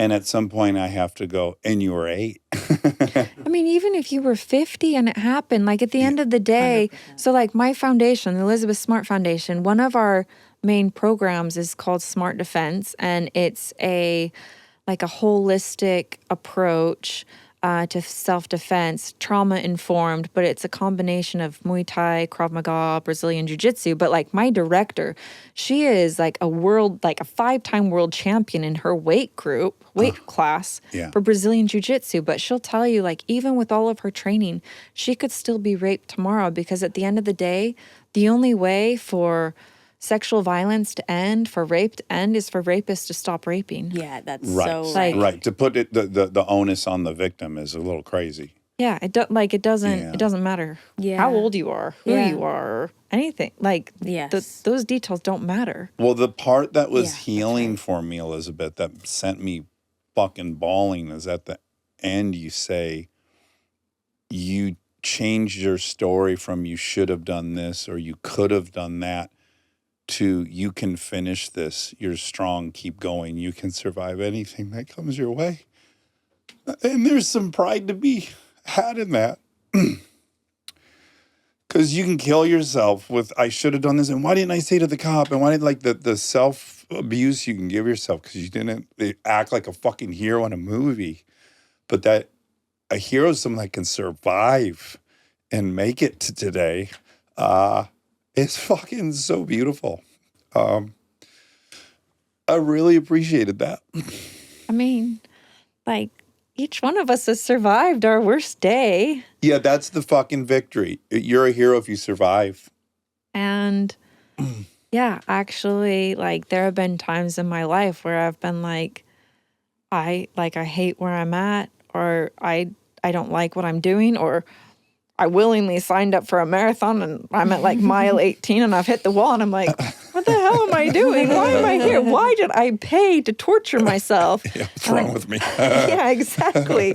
And then I'll be like, no, if all these other people around me can do this, I can do this. I survived 9 months of being tortured and kidnapped. If I can survive that, Yeah. and all That's these other right. people haven't experienced that, not to judge them, because I know everyone has a story. Yeah. No, you can No, probably. you're a bad motherfucker. You're a bad They probably motherfucker. haven't done that. And so if they can do this, I can do That's this. right. Yeah. You can do anything. Oh man. Yeah. How was having your name? How did that play out? Did you everywhere you went, you were Elizabeth Smart. You went to college. You went to BYU. Like what? Did it ever? What was the weight of that? And did you ever consider changing your? Do you have any desire to, like, I don't want to be Elizabeth Smart, the girl who got kidnapped? I bet you probably, like, I would assume you understand, like, there's Elizabeth Smart, who everyone thinks they know, Sure. and then there's me. Right. Well, and then how do you do with like pity? Because I bet a lot of people, even upon meeting you, have like this, like, oh, like, you know, maybe they You're think fragile you're fragile, or they like, how do you deal with that? I mean, the people that, like, have pity for me, they don't know me. yeah, but that's so healthy to know that. Do I want people's pity? No, but, like, if it helps them feel better, just to be like, I love you, I prayed for you, like, you know, like, I'm so grateful you're alive, like, I followed your story, like, that's fine. I can listen to that. Yeah. But, like, I feel like if you get to know me, Yeah, then you're like, oh, she's fine. right. You can kind of separate. So it the wasn't two. a burden for you to have been so well known and then tried to carry on with a normal quote. I'm quoting again, Monica, air quotes, normal life. No, it was hard. Yeah. Like, there definitely have been times where I'm like, I am sick of being Elizabeth Smart. Like, Yeah. where is the benefit in all of this? Yeah. Yeah. Yeah. Yeah. Or what about when you fell in love? Did you feel like did it reignite that cycle of like, I'm damaged, this guy's got to know this about me? Or was that you had worked through all that by then? No, by that point, I was like, if anyone ever judges me for that, they're not worthy of my time. So yes, healthy. good. Yeah, good. No, and my husband, he didn't know who I was. I mean, he's from Scotland, born and raised, like had no clue who I was. If the Scots are anything, they are stubborn. So he was never afraid to like push back or tell me exactly what he thought, which like I still appreciate it. But back then I was like, thank you, because I felt like everyone just like would tell me yes or like go along with whatever I said. Yeah. Like probably because I thought I'd break or they didn't want to hurt my feelings or something. But he was like, nah, Yeah. I don't think That's so. good. Yeah. That's a And good so partner. I loved that about him. Most days. Some days. Most days. 51% of the days. No, I love that about him. What did it do to your relationship with religion? It's so funny, Monica. I was just about to say, the one thing that was really not addressed in the doc, which is, it seems crazy to me that we're not addressing it, is like, yeah, exactly that. Like, how do you think religion is intertwined in this story? Too much. Too much. It's a huge part of it. I have seen enormous, beautiful, positive outcomes of religion. It's working for the vast majority of people, and it's a gift to people's life. And I see that. And I also want to say, I'm in AA. That's my religion. There's fucking knuckleheads in AA. And if they go out and they kill someone in the name of AA, that's not AA. That's a fucking knucklehead who wanted to use that. So I'm going to recognize all that. And I don't want to disrespect anybody when I say what I'm about to say, which is the three Judeo-Christian Old Testament religions. The prophets are all male. The apostles are all male. The characters are all male. The leaders are all male. I think if you're inundated with that and you are a little bit off, I think if you're a male, you think you are entitled to a lot of shit that this thing said. Well, clearly, only the men talk to God, only the men lead the people, and this entitlement. And then also this historic thing with child brides and multiple brides. It's all religion too. And without religion, that scene it doesn't work. The scene doesn't work at the library. Mm-hmm. Why on earth would this person honor that? That's preposterous. When it goes bad, this is the part it goes bad. And I'm just curious, what did it do? Yeah, what did all of this do to your feeling about religion? And are you scared to even say it? I am so grateful for like the values that I was raised with. I am grateful for the importance that family played in my life. Yeah.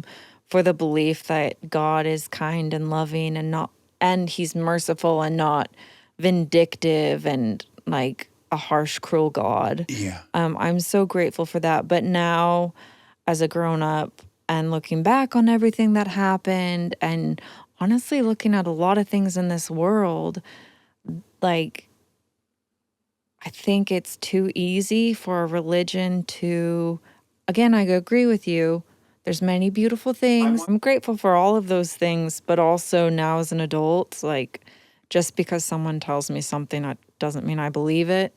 And it sounds maybe like I'm cynical, but also I just know how quickly people take religion to fanaticism. When someone thinks they're talking to a supernatural being, this is dangerous because that supernatural being has the ultimate morality and the ultimate everything. So your justifications are so built in. Like, it's hard for me to get into David Mitchell's head and find out if he really believed all of it. But if he really did believe all of it, and he is receiving what he thinks is these messages from God, then the laws of the land mean nothing. The police mean nothing. Your judgment means nothing. That's a dangerous tool for a megalomaniacal narcissist to have. Mm-hmm. It's dangerous. What about your dad leaving? My dad leaving the church as we're talking about? Yeah. But I mean, was okay. that part of like, so your dad came out as gay, right? And so he left the church. So I have a really great friend who was raised very, very religious, and she had her struggles with it. But what for her was the breaking point was her brother came out as gay, and the family was like, no way. And she was like, hold on a second. There's no fucking way that I believe in a God that doesn't love my brother as much as everyone else. I'm out. If that's what you're saying it's about, then I'm gone. And I just wondered if anything with you and your dad. I mean, he called me. It was like 6 or 7 in the morning. It was like really early, and like I was in such a sleep deprived state because like the baby wasn't sleeping, and I swear I was up all night. So, you know, when you see a phone call at like 6 or 7 in the morning, you're just Oh, like, it's horrible. who Yeah. died? Like, Yeah. who's in the hospital? Like, what happened? They don't draw the lottery winning ticket at 6 a.m. It's not like he's calling with great No, news. That's in the no. evening. I mean, honestly, I thought my mom was in the hospital. Yeah. But my dad, he just like, it's like word vomit. He's just like, Elizabeth, I'm leaving the church. I'm divorcing your mother, and I'm gay. Like, All in one, like a 1, 2, run-on 3. sentence. just like, wow. and I was like, what? I'm sorry, I haven't had my coffee yet. Dad, come again? Sorry, what'd you say? And he just Yeah. like kept going and going and going. I was like, what? Yeah. And like all I could think to say at the end was, well, you're still my dad. I still love you. See, what I was thinking was so weirdly unique about that situation, and why I bring it up is not to be salacious, is you had this thought that I might get rejected from this dirty secret I have, and I would no longer be loved. Mm-hmm.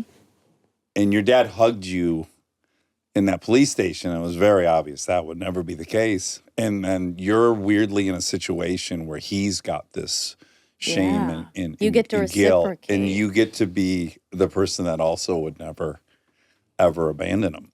Yeah, he'll just never stop being my dad. Yeah. Yeah. And actually, like over the years, it's not that my dad and I weren't ever close, but it was almost like because I was so close with my mom, like I'd call my mom and my dad would be in the background. So I didn't necessarily feel like I needed to call my dad because he was like next to my mom. Dads mostly pick up the phone and say, I'll put your mom on. Pretty much. Or like if I went to like my parents' house, like I'd mostly be there to like hang out with my mom, and my dad would be like in and out and be like, oh, hi, Dad. Like, how you Right. doing? Whatever, you Yeah. know? But so then when this happened, like something really nice that came out of it was that like it made me really establish my own relationship with my dad and not just piggyback it off of Yeah, my that's so relationship with my true. mom. Yeah. Right. So That's like lovely. when I talk to him now, like it's very intentional and not just like, oh hey. Yeah, that's lovely. Yeah. I think you're astounding. I can't believe how well you have managed and healed from this insane once in a generation story. And well, no, I shouldn't say that. As you said, it's happened a bunch of times, so I shouldn't say that. But the fact that you've not only succeeded and kept moving forward and built a family and a life, that you also started your foundation and you've been very active and you've been to Congress and you are on it. You took the worst situation and seemed to have made the best possible outcome from it. Well, That's very impressive. It is extremely. And I extremely really, impressive. really appreciate how openly you talk about all of the shame and guilt and the experience in the doc. I think it's enormously helpful. And I'm glad my daughters got to see that. I actually asked my daughter if she wanted to watch it with me, and she was like, no. Yeah. How do they compute what happened to you? They don't, right? Because you're just their parent. They've only had one, and that parent got abducted. That's how Like parents are. they know what happened. I mean, they don't know like details. Yeah. But they know I was kidnapped, and they know like I'm like no sleepovers ever Yeah. because of Yeah. Totally Yeah. because fair. of things. And like whenever I say no to something, they're like why? And I'm like, you know why? Yeah. Like, oh, it's to keep us safe. Safety. I'm like, that's my job. That's right. Yeah, what's the tension like? Because I have this with my wife. I'm like, I don't like that dude. Why does he take so many pictures of kids? Why is he a youth sports coach and doesn't have kids? Like I'm like way hyper vigilant about all of it.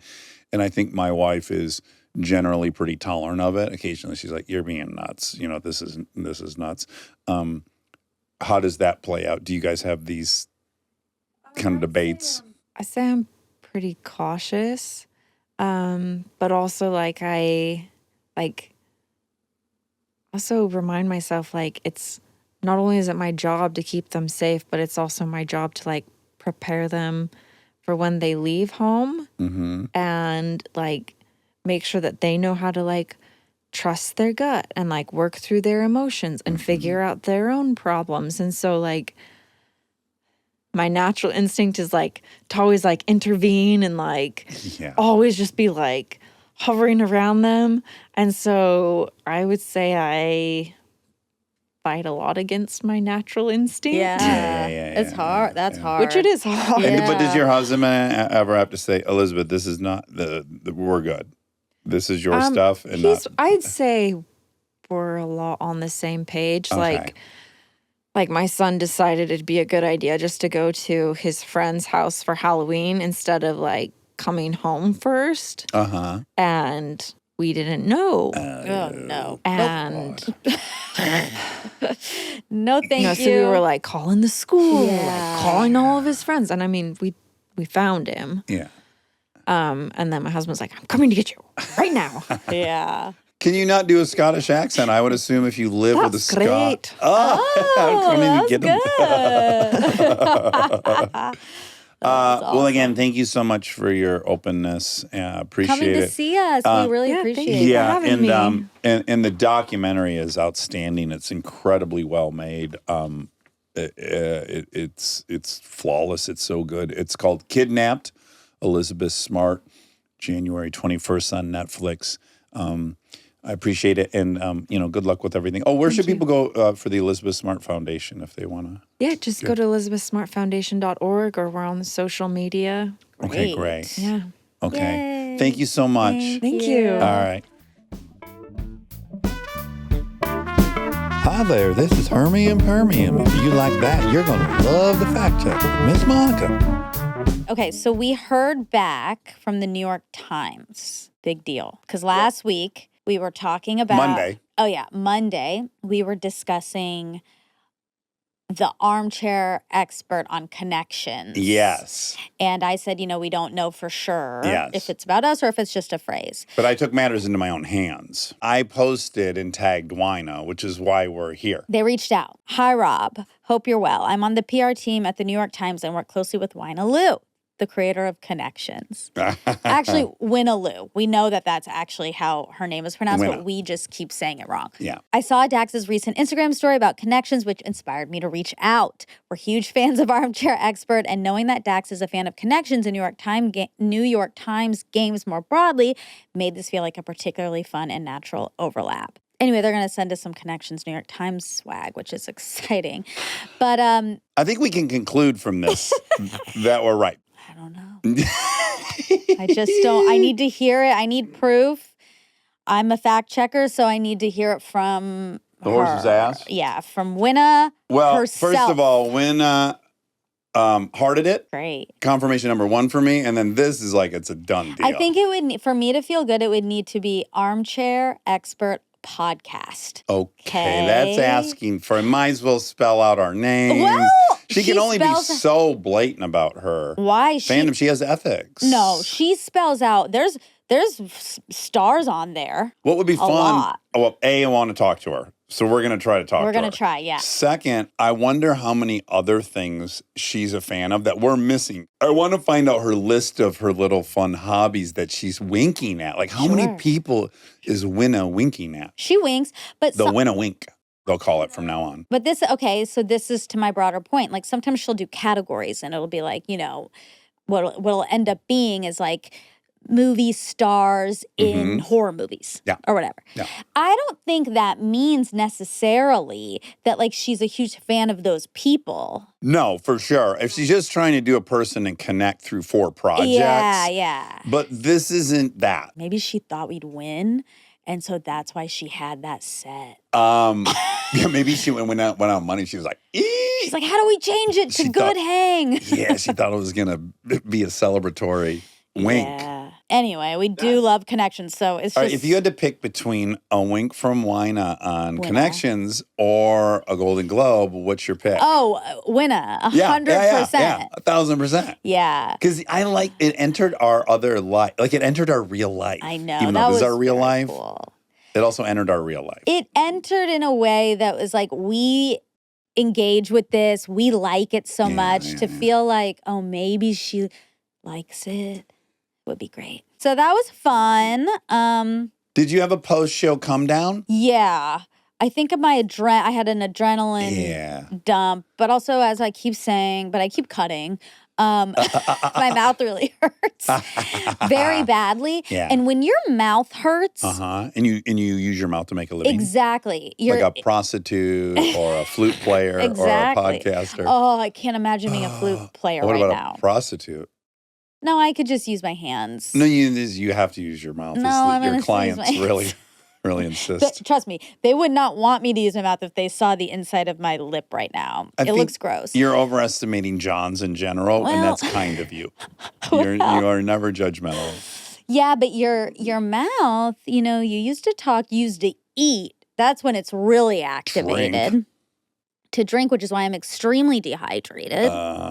And because it gets so much action, it's just not healing. It won't heal. Yeah. I keep biting it. It won't heal. But you had a huge output. I just want to acknowledge, because I was with you yesterday, and I was like, I can tell she's had a really busy week. Like you went to 6 events. Lots of events. Different outfits and the stress of the interviews and the picture. Like, Yeah. I could tell yesterday was like, oh my God, what have I been through in the last 6 days? But it's and I was doing that with a mixy. flu as well. Yeah. It was a mix because it was a lot of events over the course of the week, which were fun. Like they're fun, but they, I think people, I'm just going to get, people look at celebrities, movie stars mainly, and TV stars and stuff, and they're like, what do they have to complain about? They just go and get their makeup done and their hair done, and they wear cute outfits and they take pictures and like annoying for you to complain, which I get. Yeah. But it's not that easy to it takes a long time. These glam routines take a long time. Unless you're a dude. Yeah, exactly. If you're a woman, it's hours and hours, and if you have a job, as I do, you don't have other things fall by the wayside. So then there's like stress building because you're like, oh, I'm behind on this and I'm behind on this. And I'm just sitting here getting my makeup done, like, eek. Yeah, I don't think being prettier is going to help with the edit. Exactly. And then the main thing for me, and this is weird because it's normally not very cold in California. It was cold last week, very. Chilly. It was cold. I was outside in you can't wear a jacket. Right. You're not allowed if you're a woman to wear a jacket because there are pictures. And you got to stand on your tiptoes. And your purse is a fucking joke. I was thinking this because I'm always in this sitch with Kristen. I'm going places with her and she has this clutch. It's a joke. It's not even a thing. And so I'm holding all of her It holds stuff. one gum. The phone won't fit in there. The fucking nicotine spray won't. So come multiple spray. And I'm just like, why is a bigger purse ugly? What the fuck? Exactly. Why can't you have like a normal size purse on the carpet? And like in life, there are big. My purse is enormous and it's very cute. Your I love medicine it. Kit, I have a full your pharmacy in there. Your apothecary. But I can't. No, you can't. That would be a big, bad thing to do, faux pas, to bring a big purse. You bring a tiny purse, you can't wear a coat because that covers up your outfit. And so you're also freezing cold, but have to act very, very comfortable. Oh, but I just had a breakthrough idea for you for your first $1 billion business. Okay. You need to design a very elegant handbag. Okay. That has, it's designed to hold your pharmacy. Oh, it has individual compartments? Like pill it's got pill packets that come in there and little sleeves like you'd put a Coke can in, but it's for pill size things. Okay. And because generally it's just sloshing around, but if the whole inside was lined with little railings to put all your pills and your bottles. Like that. And you somehow do a play on apothecary. I don't know. I don't have it yet, but it's like apothecary. It's a bag of Gary or something. Bag and apothecary are mixed. Okay. And that's your new $1 billion idea. The problem is I only want 100 million of it.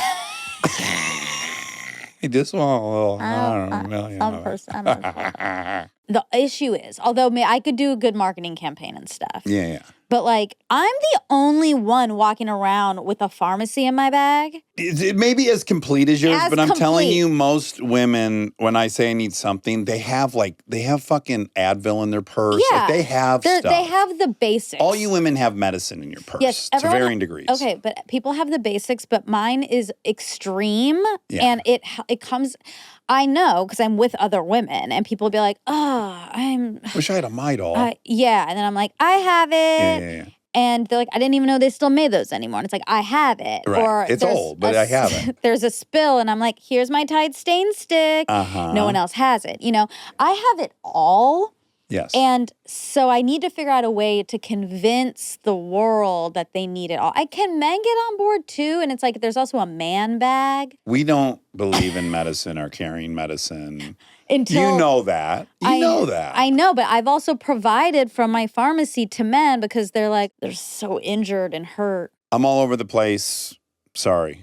ADHD now. But this hit me as a theory the other day. I was reading an article about that SAD, seasonal affective disorder. Affective disorder. Yes, which I suffer from.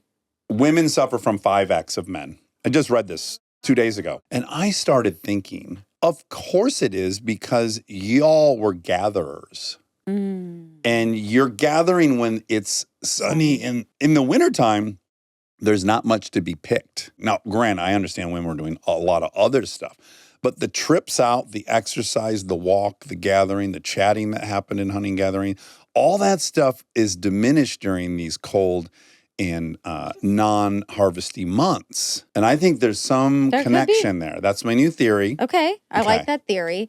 Now, when did daylight savings start? It started, I'm going to guess, Rob, you're going to look it up, but I'm going to guess it started in the 50s and it has something to do with farming. Oh, right. Yeah. It has something to do with farming and it has something to do with kids working before school. So I think when school got mandatory, you needed daylight to get the kids to be able to work a little bit before they went out. What is it, Rob? All right. It was a wartime measure in 1918. For 7 months during World War I, it was added in the interest of adding more daylight hours to conserve energy resources. Oh, wow. I fucking got that way wrong. Why do we both think that thing I just said? Yeah, I heard that too. Maybe you told me.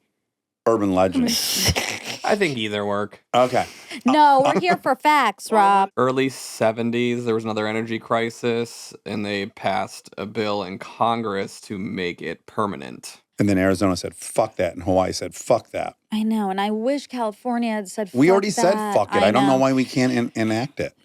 We looked it up once. I forget. But, I've changed my tune on it a little bit. Oh, I know. Don't do this to me. And you may too as you age. Oh. Because I now get up earlier. Oh. And my favorite thing is I'm on my bed meditating. And quite often it's dark. And then at the end of that 20 minutes, I open my eyes and I can see the hillside of Griffith Park is now lit up. That's nice. And I love that. But right before daylight savings kicks in, I'm doing that whole thing in the dark. Right. And I'm like, I'm up and it's depressing to be starting my day in the dark. But you sleep a little later. So you're never dealing with when it's dark. Right. It doesn't get light till 7:30. You don't really know. Okay, I've been wanting to bring this up forever. Okay. I wrote it down in my notes of fact check stuff. Great. About a month and a half ago. Okay. As you know, I cut my hair. Uh-huh. And my bathroom isn't backlit. It's all front lit. Uh-huh. So when I work out, I get this crazy view of stuff going on behind my head that I normally can't see. Yeah. And so I have moved a set of scissors into the gym. Right. And so you might know that. I trim my hair while I'm working out pretty often. I'll always trim it in 2 different spots, and then I get the vacuum out and I vacuum where my hair fell. Okay. But as I'm doing that, I realize I'm seeing your guys' hair everywhere. Oh, no. Yeah, like you guys are just dumping fucking hair everywhere. And it's long as hell, and you guys never think, I better vacuum that up. So I'm seeing in the gym, there's just like long hairs laying everywhere. And then I think, why can't I just leave my cuttings on the ground? No. But isn't that funny? But if you think about it, There's more y'all's long, crazy hairs than my little short trimmings. But I would feel insane to leave those short trimmings, Okay. which you probably can't even see. But it's different. Why isn't it the same? Okay, it's different because our hair isn't falling out in like a big clump on the ground and then there's just a big clump there. It's like one like probably just fell out. And then like later over there one will fall out. And then after a week of that, if I look across my gym floor, there's long hair everywhere. You actually can't see any of my trimmings. But you can't. I'm not going to get a vacuum to vacuum up one hair. Thank you. You're right. I know you won't. And none of you will. But it's insane. Oh my God. It's insane that mine's like tinier. And I'm like, of course I'm going to clean up the hair that I put on the ground. Okay, but if like when I get my hair cut, I clean up that hair. Right, because it's an enormous pile. Well, because it's in a pile. It's not like it's scattered around. But let's not use hypotheticals. Let's use the one that's happening in my gym. So there's these little tiny, like I'm cutting, probably a quarter of an inch off in places. But how much? And it's like falling. how much? You can't see it. That's what I'm trying to tell you. Like 8 hairs? Whatever. I just do a snip. But here's my point. We've missed the forest for the trees or whatever the saying is. These are important questions. You can't even see where my hair is on the ground after I trim. Okay. And yet, I know I would feel insane to not get the vacuum out and vacuum where I was standing. Because I know I just cut my hair over the floor. So are you suggesting women should carry a little mini vacuum? Just every time? Let's see how your bag turns out. If you can figure out how to get a dust buster in there without a big bulge in it, so it doesn't look like you're carrying around the... Well, the cumulative length is probably similar, too. It probably lasts, What'd Rob. you say? The, What did the Rob say? cumulative length of Dax's hair versus long hair. One of your strands. It's like if you mass. If you walk through and you see a big clump, But you don't. Listen I to me. just want to see it for myself to see what if I can see the hair. This is where I'm going with all of it. Okay. I'm not asking you to do anything. Okay. Okay. I'm trying to see if I could just unethically cut my hair in there and just forget about it because there's already fucking hair everywhere and I can see the other hair and no one seems to care about that. So why am I so worried about my little shavings that you can't even see? I'm questioning. I was like having a moral dilemma up there. Wow. Wondering if I'm free to just cut and run. It's your house. You can do whatever you want. I know, but I wanted your opinion on it. I mean, look, I guess if you can't see it, you could leave it. And we're living with the other hair that's very visible. Until the whole space gets vacuumed, right? Like that's the thought. You shouldn't probably never vacuum. Well, no. But I guess then, sure, I guess you could leave it until the weekly vacuum. I just was vacuuming. I'm like, this is kind of crazy. Why do I even do this? I can't see my hair and I see all this other hair. I have a question. Now, if you're cooking and little, like, I don't know, salt gets on the floor or something, just a little bit, like one or two. Do you vacuum it up? Not for 2 grains of salt. Right, No, exactly. no. So it's kind of like that. Like when you're cooking, it's like sometimes things get on the floor. I don't vacuum after every time I cook. I know, which we probably should, I guess. But then, by the end of the week, it's like, the floor is dirty. It's like crunchy. it needs. You walk in there barefoot and you've got basically seasoning, like Stuff on your seasoned foot. fries. So I think if you're comfortable with it and your family's comfortable with it, you can wait for the weekly vacuum. Oh, man. It just felt like a pointless endeavor. Yeah. When we were already accepting of all this 2-foot-long hair that's everywhere. The issue is, I think the women probably, unless it's like how I imagined it, in like a big clump, that's bad, right? But if it's like you're saying you can't see it, I don't think I have a problem. I don't think anyone has a problem with it except you. You should see what I pull out of our drain. I call it fishing. Sure. And about once a year, I'm in the shower and I'm noticing, the stuff's starting to back up a little bit. Yeah. Like the water's not flowing the way it should. It's time to go fishing. And I have a fishing rod I've created. It's a coat hanger unwound, and then I've bent up a little hook at the bottom. I can get it down in the drain, and it takes a bunch of, and then I twist. Oh, yeah. And then I get it out. And Lincoln generally will join me because she likes it good. Because it's what gets pulled out of there. I know. You a guys. full possum. It's a mouse. Like back to your water fear. Yeah. It's a mouse and it smells so gross and it also turns into like oil. Like somehow it's decomposing. It's always like in a black tar.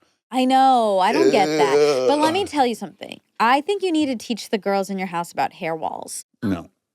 Yes. No, because they're not going to then clean the wall. No, they have to clean the wall. They once have to, every but they're couple not days. going to. I'm like trying. There's like what they should do and what's going to happen. Okay, but so then would you, Dax, rather have hair on the wall or hair in the drain for you to have to pull out as a rat? If I have to pick between cleaning the wall every time I shower, no, my resentment would get. It's like, motherfuckers, you put your Really? hair on the wall, take it then to the trash. It'd be a daily resentment probably. Oh, wow. Versus once a year, I go fishing. Oh. And there is, I must admit. You like it. Well, there's a reward. Like when you pull that rat out of there. Yeah.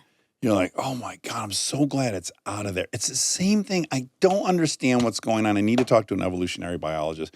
When you pop a great pimple, Yeah. the 'Cause you're amount getting I rid of- think about the moment it popped for the rest of the day, Oh, I don't have that. you don't. Mm-mm. I just keep going back to the Really? moment. Like there's such a wave of relief you've gotten that out. Yeah. And I'm talking a pop, like a satisfying Yeah. one where it's like, oh, thank God I did that. Usually you regret it. You're like, oh, I shouldn't do Right, this. right, But right, occasionally it goes really well. Yeah. Just went really well for me at the hotel Oh, that's night before nice. Golden Globes. And I just kept thinking, I was even thinking about it 2 days later.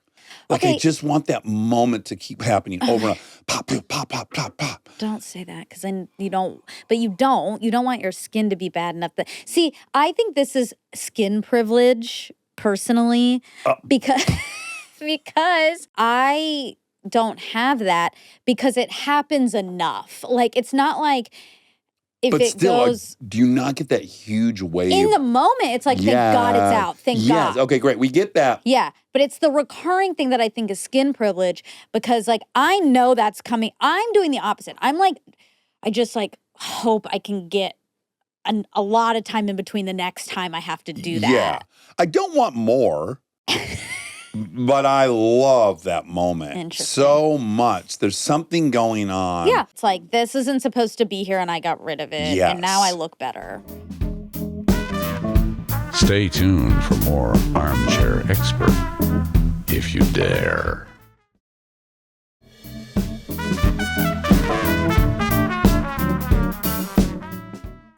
So, wait, what were we saying before skin? Oh, the rat. Yeah. Yeah, Okay. yeah. So hair walls are great. For the listener, you wash and like when you condition and it's like it's coming out. You know, it's coming out. You feel it in you're shedding, and you like grab it in your hands and you stick it on the wall. Yeah. And then you do that throughout the shower. It's important. This is important stuff because you're not clogging your drain and. But do you take It's it off the also- wall? Yes. Okay. Sometimes I don't, but I live by myself. That's my privilege. Did you rub boogers on your No, headboard? no, People I don't do. want to talk Rob about did. burger. I did not. I hate the hair wall too. You hate it. Yeah. But you put boogers somewhere, Rob? Kleenex. Oh, fuck. We didn't have Kleenex. What, you guys were the Rockefellers? I would, you know what I would do? So kids, a lot of the kids I knew, they were just rubbing it. I Fucking, know. They're disgusting. I would lean over and put it on the metal railing under my Listen, bed so no one would ever I see want to it. cut this because this is so disgusting. And yes, I did that. Okay. You put it under the railing? I put it like under the bed. Yeah. I think every kid in America must be doing this. I bet like every kid's bed is just full of boogers. I would just flick it on the carpet. Yeah, some people do carpet. I never did that. I wonder what age you outgrow the booger under the bed. When you can afford Kleenex. Oh, but I don't have Kleenex. I do have Kleenex by the other side of my bed, but I don't use it. Like I Then what are don't. you doing with your boogers? I don't do that I anymore. don't get nearly enough boogers. I miss them so much. When you're a kid, you have boogers all the time. I never have boogers now. Maybe it's because it probably is because we were picking them out, and so it was creating like more and more and more Like and more. my throat clearing. Yeah, and nose now blowing. when you don't touch it, it's just like it's fine. Once in a blue moon, I'm digging around because God, I inspect all the time. Oh, you I'm do? constantly in my nose, like looking for one. There's never Yeah, any. it's often on camera, And by it the way. can't- Me looking. You do touch your nose a lot. No, I don't. Yeah, stop. Well, my fucking nostrils, like no, but I can put 2 fingers in my nostrils, no problem. Most people can't do that. I can't do that. Well, I can almost. Oh, you- Ow. I mean, I have the biggest nostrils. You remember my Teen People magazine shoot when I was skydiving? And I look like Porky the Pig. You told us about it, but we couldn't find it, and we shouldn't find it. No, I hope if anyone has it, please burn it Yeah. or tuck it under your booger railing under your bed. No, don't. Guys, I don't want to talk about boogers. For some reason of all That's so I know. weird. For some reason of all the things, we talk about so much gross stuff. And Yeah. I'm fine with all of it, but there is something about boogers that is disgusting to me. And To I you, yeah. and I don't know where that line is drawn. Like, why? Yeah. Probably because when I was a kid, like, boogers are the thing that makes you gross. Yeah, they're disgusting on other people, but that's just like farts. Reading so many new articles that it's really good to smell your farts. I sent you one No. and said you're going to die. No, it didn't. Not to smell them. What to, did it say? No. It said the gas is good for your body. It says holding in farts is bad. I sent you another one. You There's some chemical compound that they have figured out is good for you to breathe in. Oh my God. Yeah, and I said you're going No. to die if you don't start farting and breathing them. I'm not doing it. I'd rather die, I guess. Oh This is my what- God. This is where we're at. I know I've already told this, but it reminds me of the time I went to my brother's field hockey game and I was like 6 and I was sitting on this log. And in fact, it was a telephone pole laid on its side that was a makeshift bench in a field. Okay. And I'm sitting on it and I'm watching my brother play field hockey. And another little boy sat down next to me. He was my age. He's probably watching his brother. Yeah. And then out of nowhere, we're both just looking forward. And he goes, "You eat your boogers." Ugh. That was the icebreaker. You eat your boogers. And I didn't. I'm not judgmental of it, but I didn't eat my boogers. Ugh. And I was like, "No." And he's like, "No?" And I'm like, "No." He goes, Oh. "I do." Oh. Like he had to get it off his chest or something. Maybe I've always, Monica, I'm about to compliment myself. Maybe Oh, God. I've always had this skill. Maybe people just You've want to tell always me. had the skill of bringing out people's People want, but I didn't vulnerabilities. even do anything. There's just something about my face where people are like, "Look at this piece of shit. I'll tell him anything, but he's not going to be judgmental Maybe of it's me." your nostrils. Ding, ding, ding. Could have been, It- but what a it draws- great moment in I childhood. like that boy because you know what? After you said no, he could have said, "Me either." Right? My brother does. That's what I was asking. Yeah, he was so into it. He was probably like, "Oh, yeah, I can't wait to talk about how the joy of doing this. I can't wait to find out this guy's doing the same Like thing." your joy of pulling out the rat from the drain. It's Yeah. weird. But anyway. I do want to show you a picture of no, the I'm rat. good. It's- You don't want to see I don't it. like rats. I know. No one in my house wanted to see the picture either. I was so bummed. Because that's like the closest I can get to going and killing a gazelle. Like I want my family to reward me that I was willing to do the gross thing because that's the guy's know. job is to like handle that stuff. So if I do it, I want everyone to go like, "Thank you, Dad. We didn't want to touch that, but you're brave enough to do it." You know what they would do that for? What they would say thank you for? What? Is if you clean the hair wall every day. Okay, you're still on this hair wall. Yes, the agenda. hair wall is important, Mhm. and it preserves the drain. Sometimes it's cool. Like at the end of the shower, you're like, oh my God, like so much hair. Yeah. And then you're like, oh no, I'm in perimenopause because all this hair is coming out.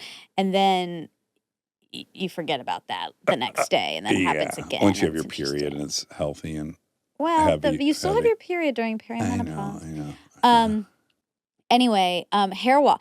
Do you think I could? Okay, maybe I could have a new product. Well, I was just gonna say, why don't you have a suction cup with a little bucket on there Right. that That's you you can put just the dump the hair hair in in. there? Yeah, it's just like more fun because it's not even about. You like to go It's efficient. smack. It's efficient because you're just like you're doing this, and then you just she's like, running her hands through her and then hair, because and my then she's eyes reaching are over to the closed wall. because of the water. Uh-huh. Are you gonna duck and do this in your new fancy bathroom? Of course. Oh my god! I'm not going to clog up the drain in my new fancy. That's true. And the primary bath has blue tiles, so I bet my black hair on that blue tile would be so nice. Yeah.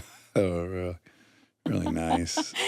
I have a humongous thing. I have to pause this. I thought we were doing this tomorrow, so I had prepared for this, but now I'm remembering I have something enormous. Can you give me 1 second? I'll be right back. Okay, I'm back. Okay. Groot What happened? got fan mail. Oh, wow. Hi, Groot. And Delta is so pumped. Oh, my God. She's I becoming came a home stage yesterday and I said, "Where's Delty?" And Kristen said, "She's upstairs because Groot got fan mail." And they were up there going through the fan mail together. Mom. What is it? Groot was sent by Joseph Lopez a book. Oh, Yes, it's called Maeve and Charlie Meet the Neighbors. Oh. It's about a dog and I guess that's a squirrel or Yeah. a chipmunk or Sure. a ring-tailed lemur. I'm not good lesser at panda. animals, as you know. Okay. But he got his first bit of fan mail. Was there like a And now letter to Groot him? he's famous. Oh my God, Groot. And he hasn't acted the least bit different. But this book has been dedicated to Groot. It says and for signed by the Groot, author. Much love. That is so cute. Joseph Lopez, thank you. That's this so sweet. made everyone's day. Now- This is so sweet. I'm concerned. I already predicted this in my head. What's your concern? He's a kid. He's handling it so well. He doesn't act it entitled at all. Not He's yet. completely humble. Okay. He's humbled by the gesture. He's more humble post fan mail than pre fan mail. Okay, I just, it's like child stars is a tricky thing. It is a tricky thing. But if you've got great parents Yep, who have been through this, that's true. that's helpful. You mean great grandparents? Grandparents. I'm his grandpa. Yeah, exactly. Yeah, his grandpa who he lives with, though. Right, but you're his grandpa. Okay, I'm his only male in his life, and he really looks up to me because he's a boy in a tree. I mean, I guess since you did drugs, maybe you could talk to him. Yeah. But like, I About just what ones are good? see. That's my worry. No, he's not. As you know, he has a lot of different challenges because his cardiovascular system is half tree, half boy. Yeah. He breathes carbon dioxide and oxygen. Yeah. So I don't think he should inhale anything. Yeah. I Right. don't want him to do anything. I wouldn't mind that he does mushrooms and expands his mind. As a kid? No. Yes. When he's an adult. I know. So Yeah. you need to talk to him about that because he's going to have the opportunity young. Because he's famous. Yes. And drugs are going to come to him. But he's not Drew Barrymore. He's not going to nightclubs. He just is here at the house. I'm just worried he'll start sneaking out. Hanging out with other celebrity kids. Celebrity Who kid are the hot trees. celebrity kids now? I feel like when we were young, there were so many celebrity kids, and I know, don't you're feel like there's right. a lot now. Yeah, like there were the Stranger Things kids, yeah, but now and they they're were- adults. You're right. The Did you say kid you from- saw one that he was hot? Yeah, he's hot. Fuck. Yeah, he's not a kid anymore. Oh, He's okay. 33. No, the adolescent boy, the boy from Adolescence. Yes. He's He's a child a star. kid Yeah, star. I think he's won every award they make. Exactly. Yeah, who else? What happens is a few child stars go AWOL, and then we just think all child. But look, I was friends with Josh Hutcherson and Jonah Bobo. I'm all the ones I knew have done just fine. Yeah, that's true. Okay, this brings up my last point. And I'm done with points. Okay. The more that the film business has eroded, which it has so dramatically, Yeah. the Oscars means less and less and less. I was even thinking, like, who even comes now? You got like 2 good movies that I remember, 4 good movies. Well, It's really like more and more that show's going to mean nothing. Because of the movies that are getting made, they're like big spectacle movies. yeah. And then there's a couple movies no one sees. There's not like this huge, Middle. treasure trove of $35 to $60 million movies that were made. Your Michael Clayton's, all these incredible movies that we Yeah. all love. They don't exist. There's really tiny independent movies, and then there's a couple big movies. And just all in all, it means less and less. And yet that's still somehow got the most cachet, and it makes less and less sense now. Like, are they going to incorporate TV or what? Well, no, I still think it used to still kind of be that. Like there'd be critical darlings. Yeah. And then 1 or 2 like big movies. And I think that's going to happen. That's going to happen this year. But the point is in 2004, there were 35 movies that all did well, that everyone saw, that big stars were in. yeah. And now there's about 5. I mean, it just really quantity has shrank by 85%. And it was a real shootout. It's like right now, it's like, it's really between a couple movies. There's only a couple of big, great movies.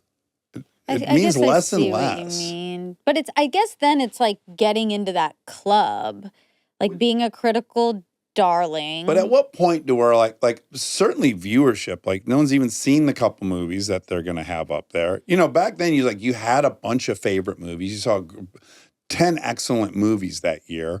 You wanted to see which one was going to win Best Picture. And it's like right now, it's like you either want Marty Supreme or One Battle After Another. Like there's your 50-50 shot. Well, no. I mean, Hamnet won the Golden Globe, and people really like that, but also it's supposed to be so sad. Yeah. And, you know, Train Dreams. People like it. It's just, well, also Train Dreams is on Netflix, so it's like that's confusing. Will that be at the Academy Awards? I don't think so. No, of course. Yeah, it was in They theaters. released, but again, it's a joke release to get to qualify for that. It's just not. It wasn't in 3,000 theaters the way it would have been in the early 2000s. That matters necessarily. Like Sentimental Value also will be nominated. Great movie. No Other Choice. Yeah, I haven't seen This that. amount of movies came out in 1 month in 2002. Right. Like from September to December, there was 15 well-funded, beautifully shot, podium-seeking films. And so are they going to either invite in what people are watching, which is TV? Oh, Sinners will be. Sinners, that's true. That's a good one. You know, will they widen their net because they're getting less and less relevant? Maybe. People aren't gathering around talking about movies. Like Hamnet's probably amazing. People in Oklahoma are not at the supermarket chatting about it right now, guarantee it. But people were at the supermarket talking about many of the movies that were coming out in the 2000s. The way they're now at the supermarket talking about Stranger Things. Right. And every other great show that's out. Yeah, maybe. I don't know. What's the most popular movie box office wise this past year, 2025? Wicked. Right, which will probably get a nomination. Sinners. What was in the box office category? They have that now. See, Right. they were smart enough Sinners to won add that. that. They're like, okay, this thing has changed, so we got to recognize what's working. Right. Whereas to me, the Academy Awards is just like, no, we're this thing. It's very prestigious, but it's meaning less and less and less. And I just wonder if they're going to evolve. Minecraft, Lilo and Stitch, Superman, Jurassic World, and Zootopia 2. And so all franchises virtually. Superman, good for our friend. James Gunn. Friend of the pod. Yeah, I like James Gunn. Yeah, that was a great episode. And the Emmys now, people want to know the Emmys. They have 10 favorite shows. Right. The Emmys is what the Academy Awards was. You said 2004 Oscars. Yeah, what do we got? Let's look. Okay, Best Picture nominees. Master and Commander. Huge movie. I didn't see it. And original, not a franchise, not IP. Master and Commander, The Far Side of the World. I have to sneeze, but it's not coming. Seabiscuit. Oh, original, huge movie stars. Lost in Translation. Oh, Bill Murray. ScarJo. Okay. What a movie. These are also low, though, on the box office. See? That's what. No, like, not the first two. 33 for Master and Commander. yeah, Okay, what was the second one? Seabiscuit. Seabiscuit. Seabiscuit. $200 million movie. Okay, so 17.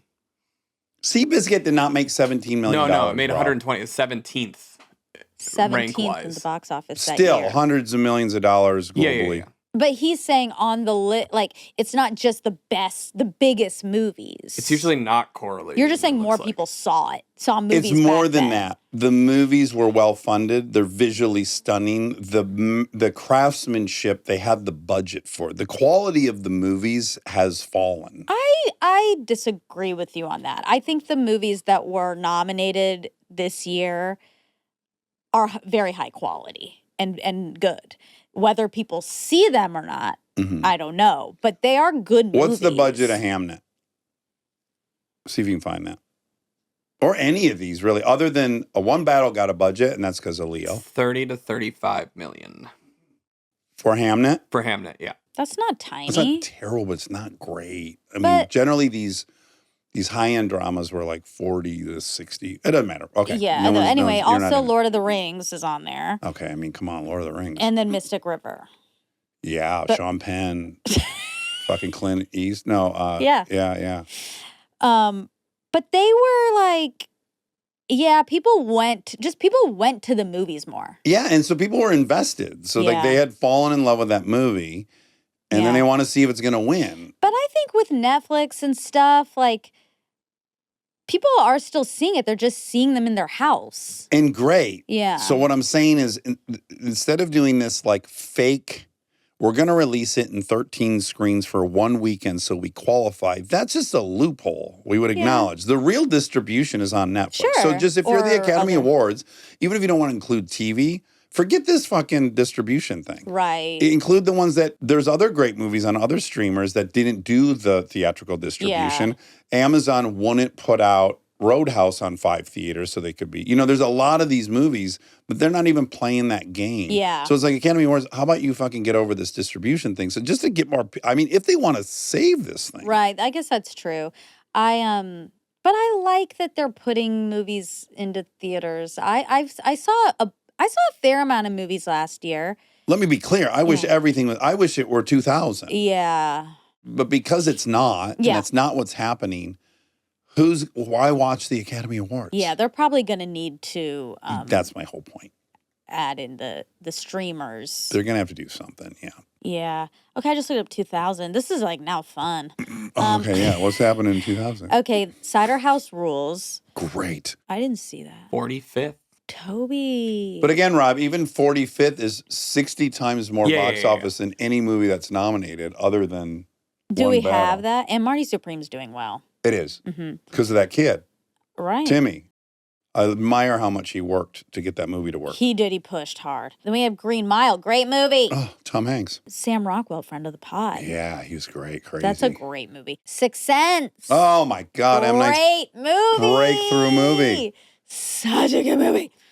The Insider. That's Michael Mann. yeah, but Michael Mann. I didn't see it. So good about the Philip Morris 60 Minutes debacle. I'll watch it. Kurt Can Russell. you guess? Okay, I'll give you a hint. Okay. See if you can guess the last movie. This is a tough year.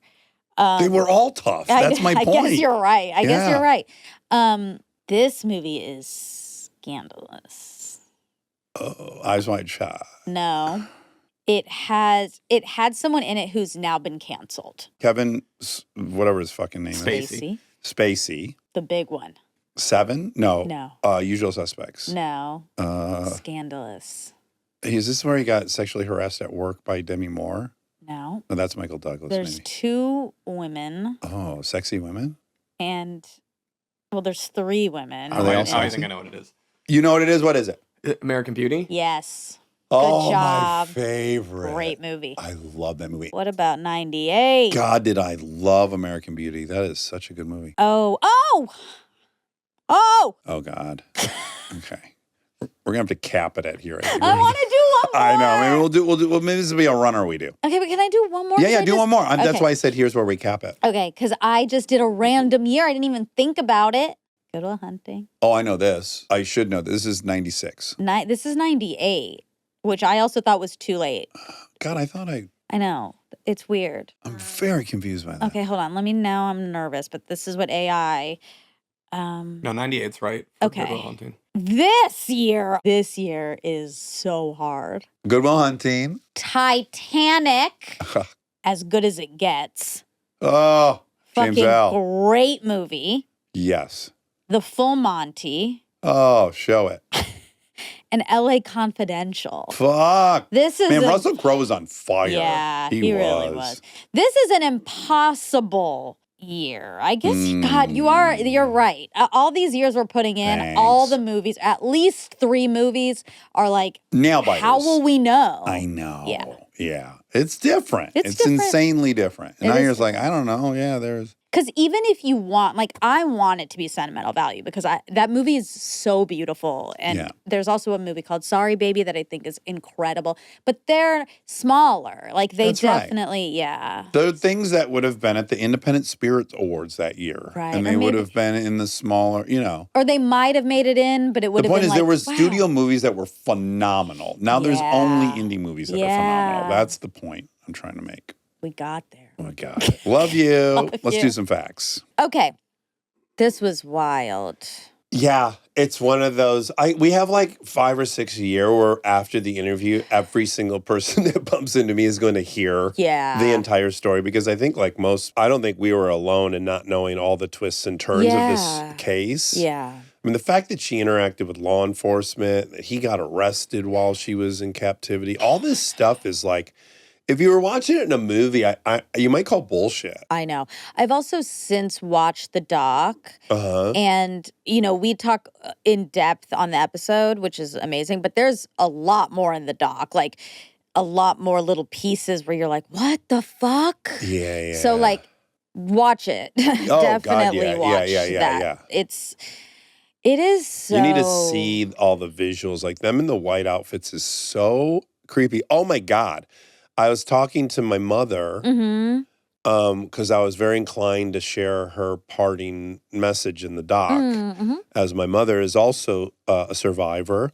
And so she's laying in bed with her boyfriend, Dan, when I'm FaceTiming her. And he's like overhearing me talk about this whole thing. And he goes, because he lived in Salt Lake during that time. Oh my God. And he said, my ex-wife and I saw them. No. Yeah, we saw the 3 people in the white outfits, and we were like, what is wrong? What's going on? Stop it. Yeah.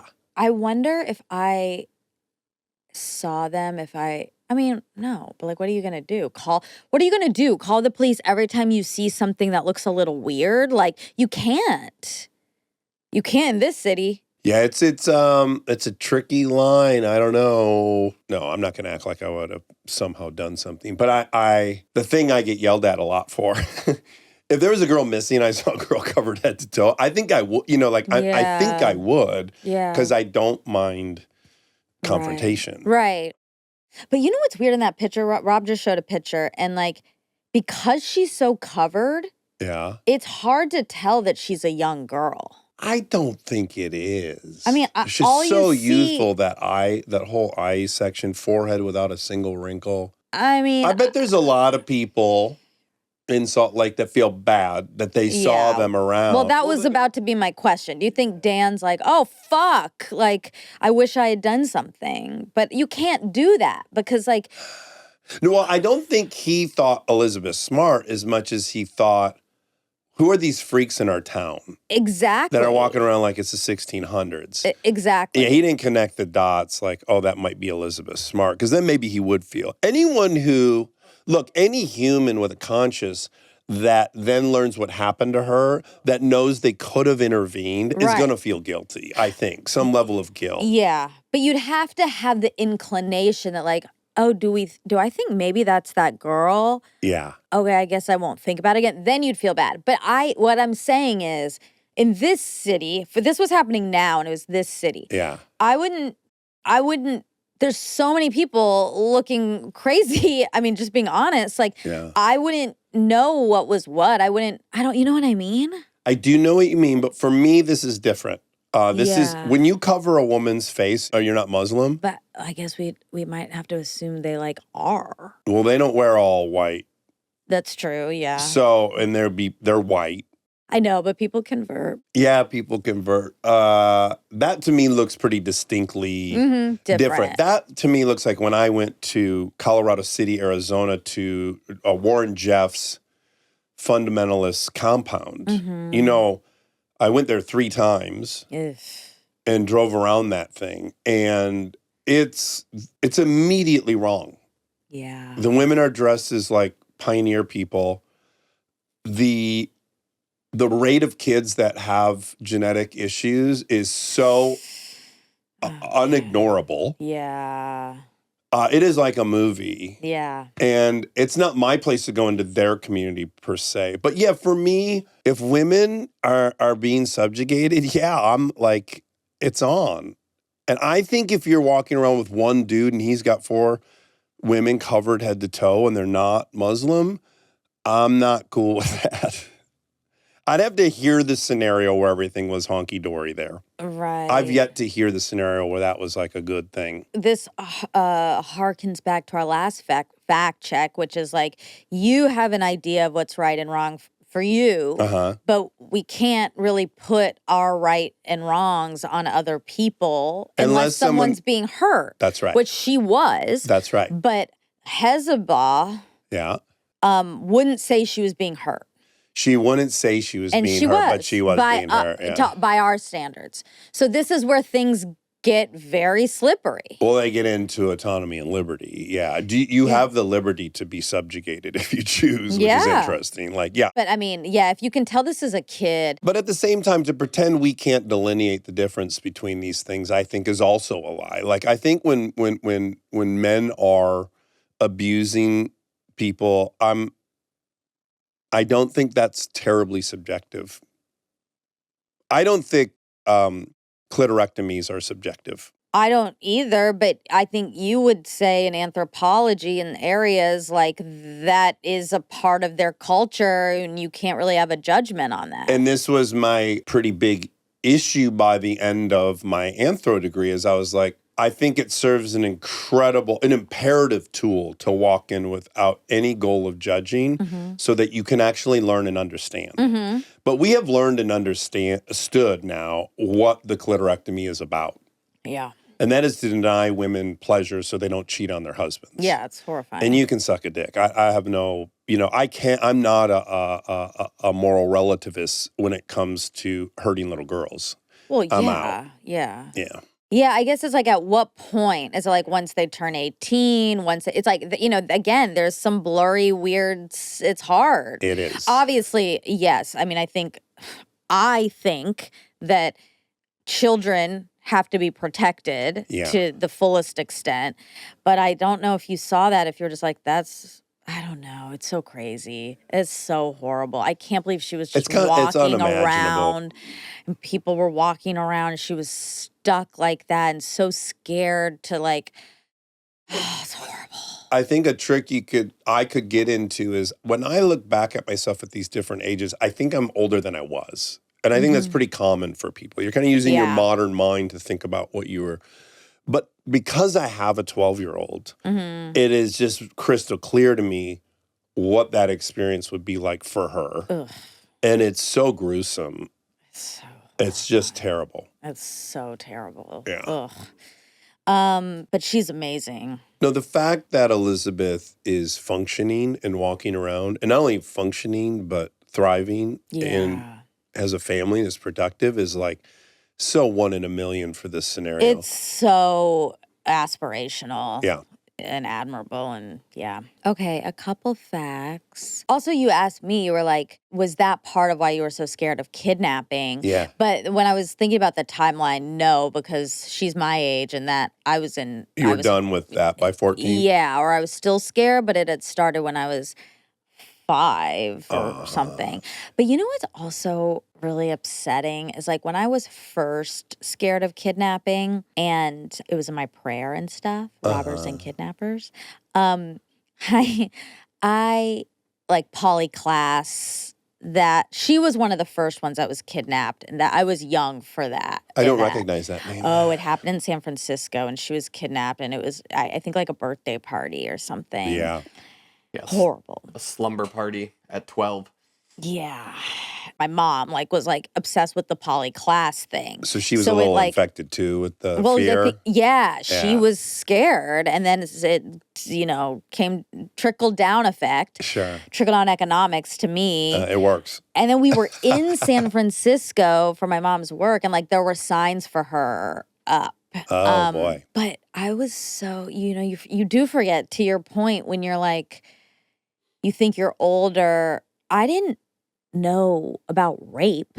Looking back, I can only assume that I just thought they just take you and keep you and you're their kid now. Or something. Maybe they spank you a lot or something. Yeah, but I had no idea what it really meant. Yeah. Yeah. Yeah, the kidnapping's really just the beginning. Yeah. Ugh. Okay. Now, kidnapping statistics 2002 versus now. There are many factors, stats involved in this that it's hard to find a simple answer, but from AI, kidnapping statistics, particularly for children, show that while public perception in 2002 was heightened due to high-profile cases, the actual number of abductions by strangers has remained relatively low and stable or even decreased over the past 2 decades. I think social media and smartphones has to have an impact on the decline. I don't Yeah. think you could get away Yes. with it for as long That's what I said after she left. I was like, I don't think that could happen today in the same way. in the same way.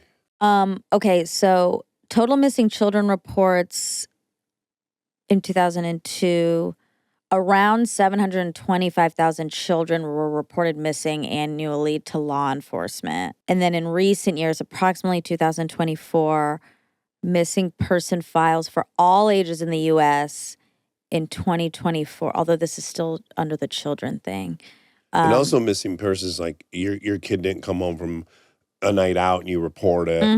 It says there's over 533,000. The FBI reported a 40% drop in total missing children cases between 97 and 2014. Okay. Also, could you type in what percentage of kidnappings are from Oh, a it's relative so high. or Yeah. known person, friend or A significant majority of child kidnappings involve family or acquaintances, not strangers, with older data from the Department of Justice showing 49% by family members, 27% by acquaintances, and 24% by strangers. That's actually higher than I thought. it is higher than I would have thought too. So almost a quarter. Yeah.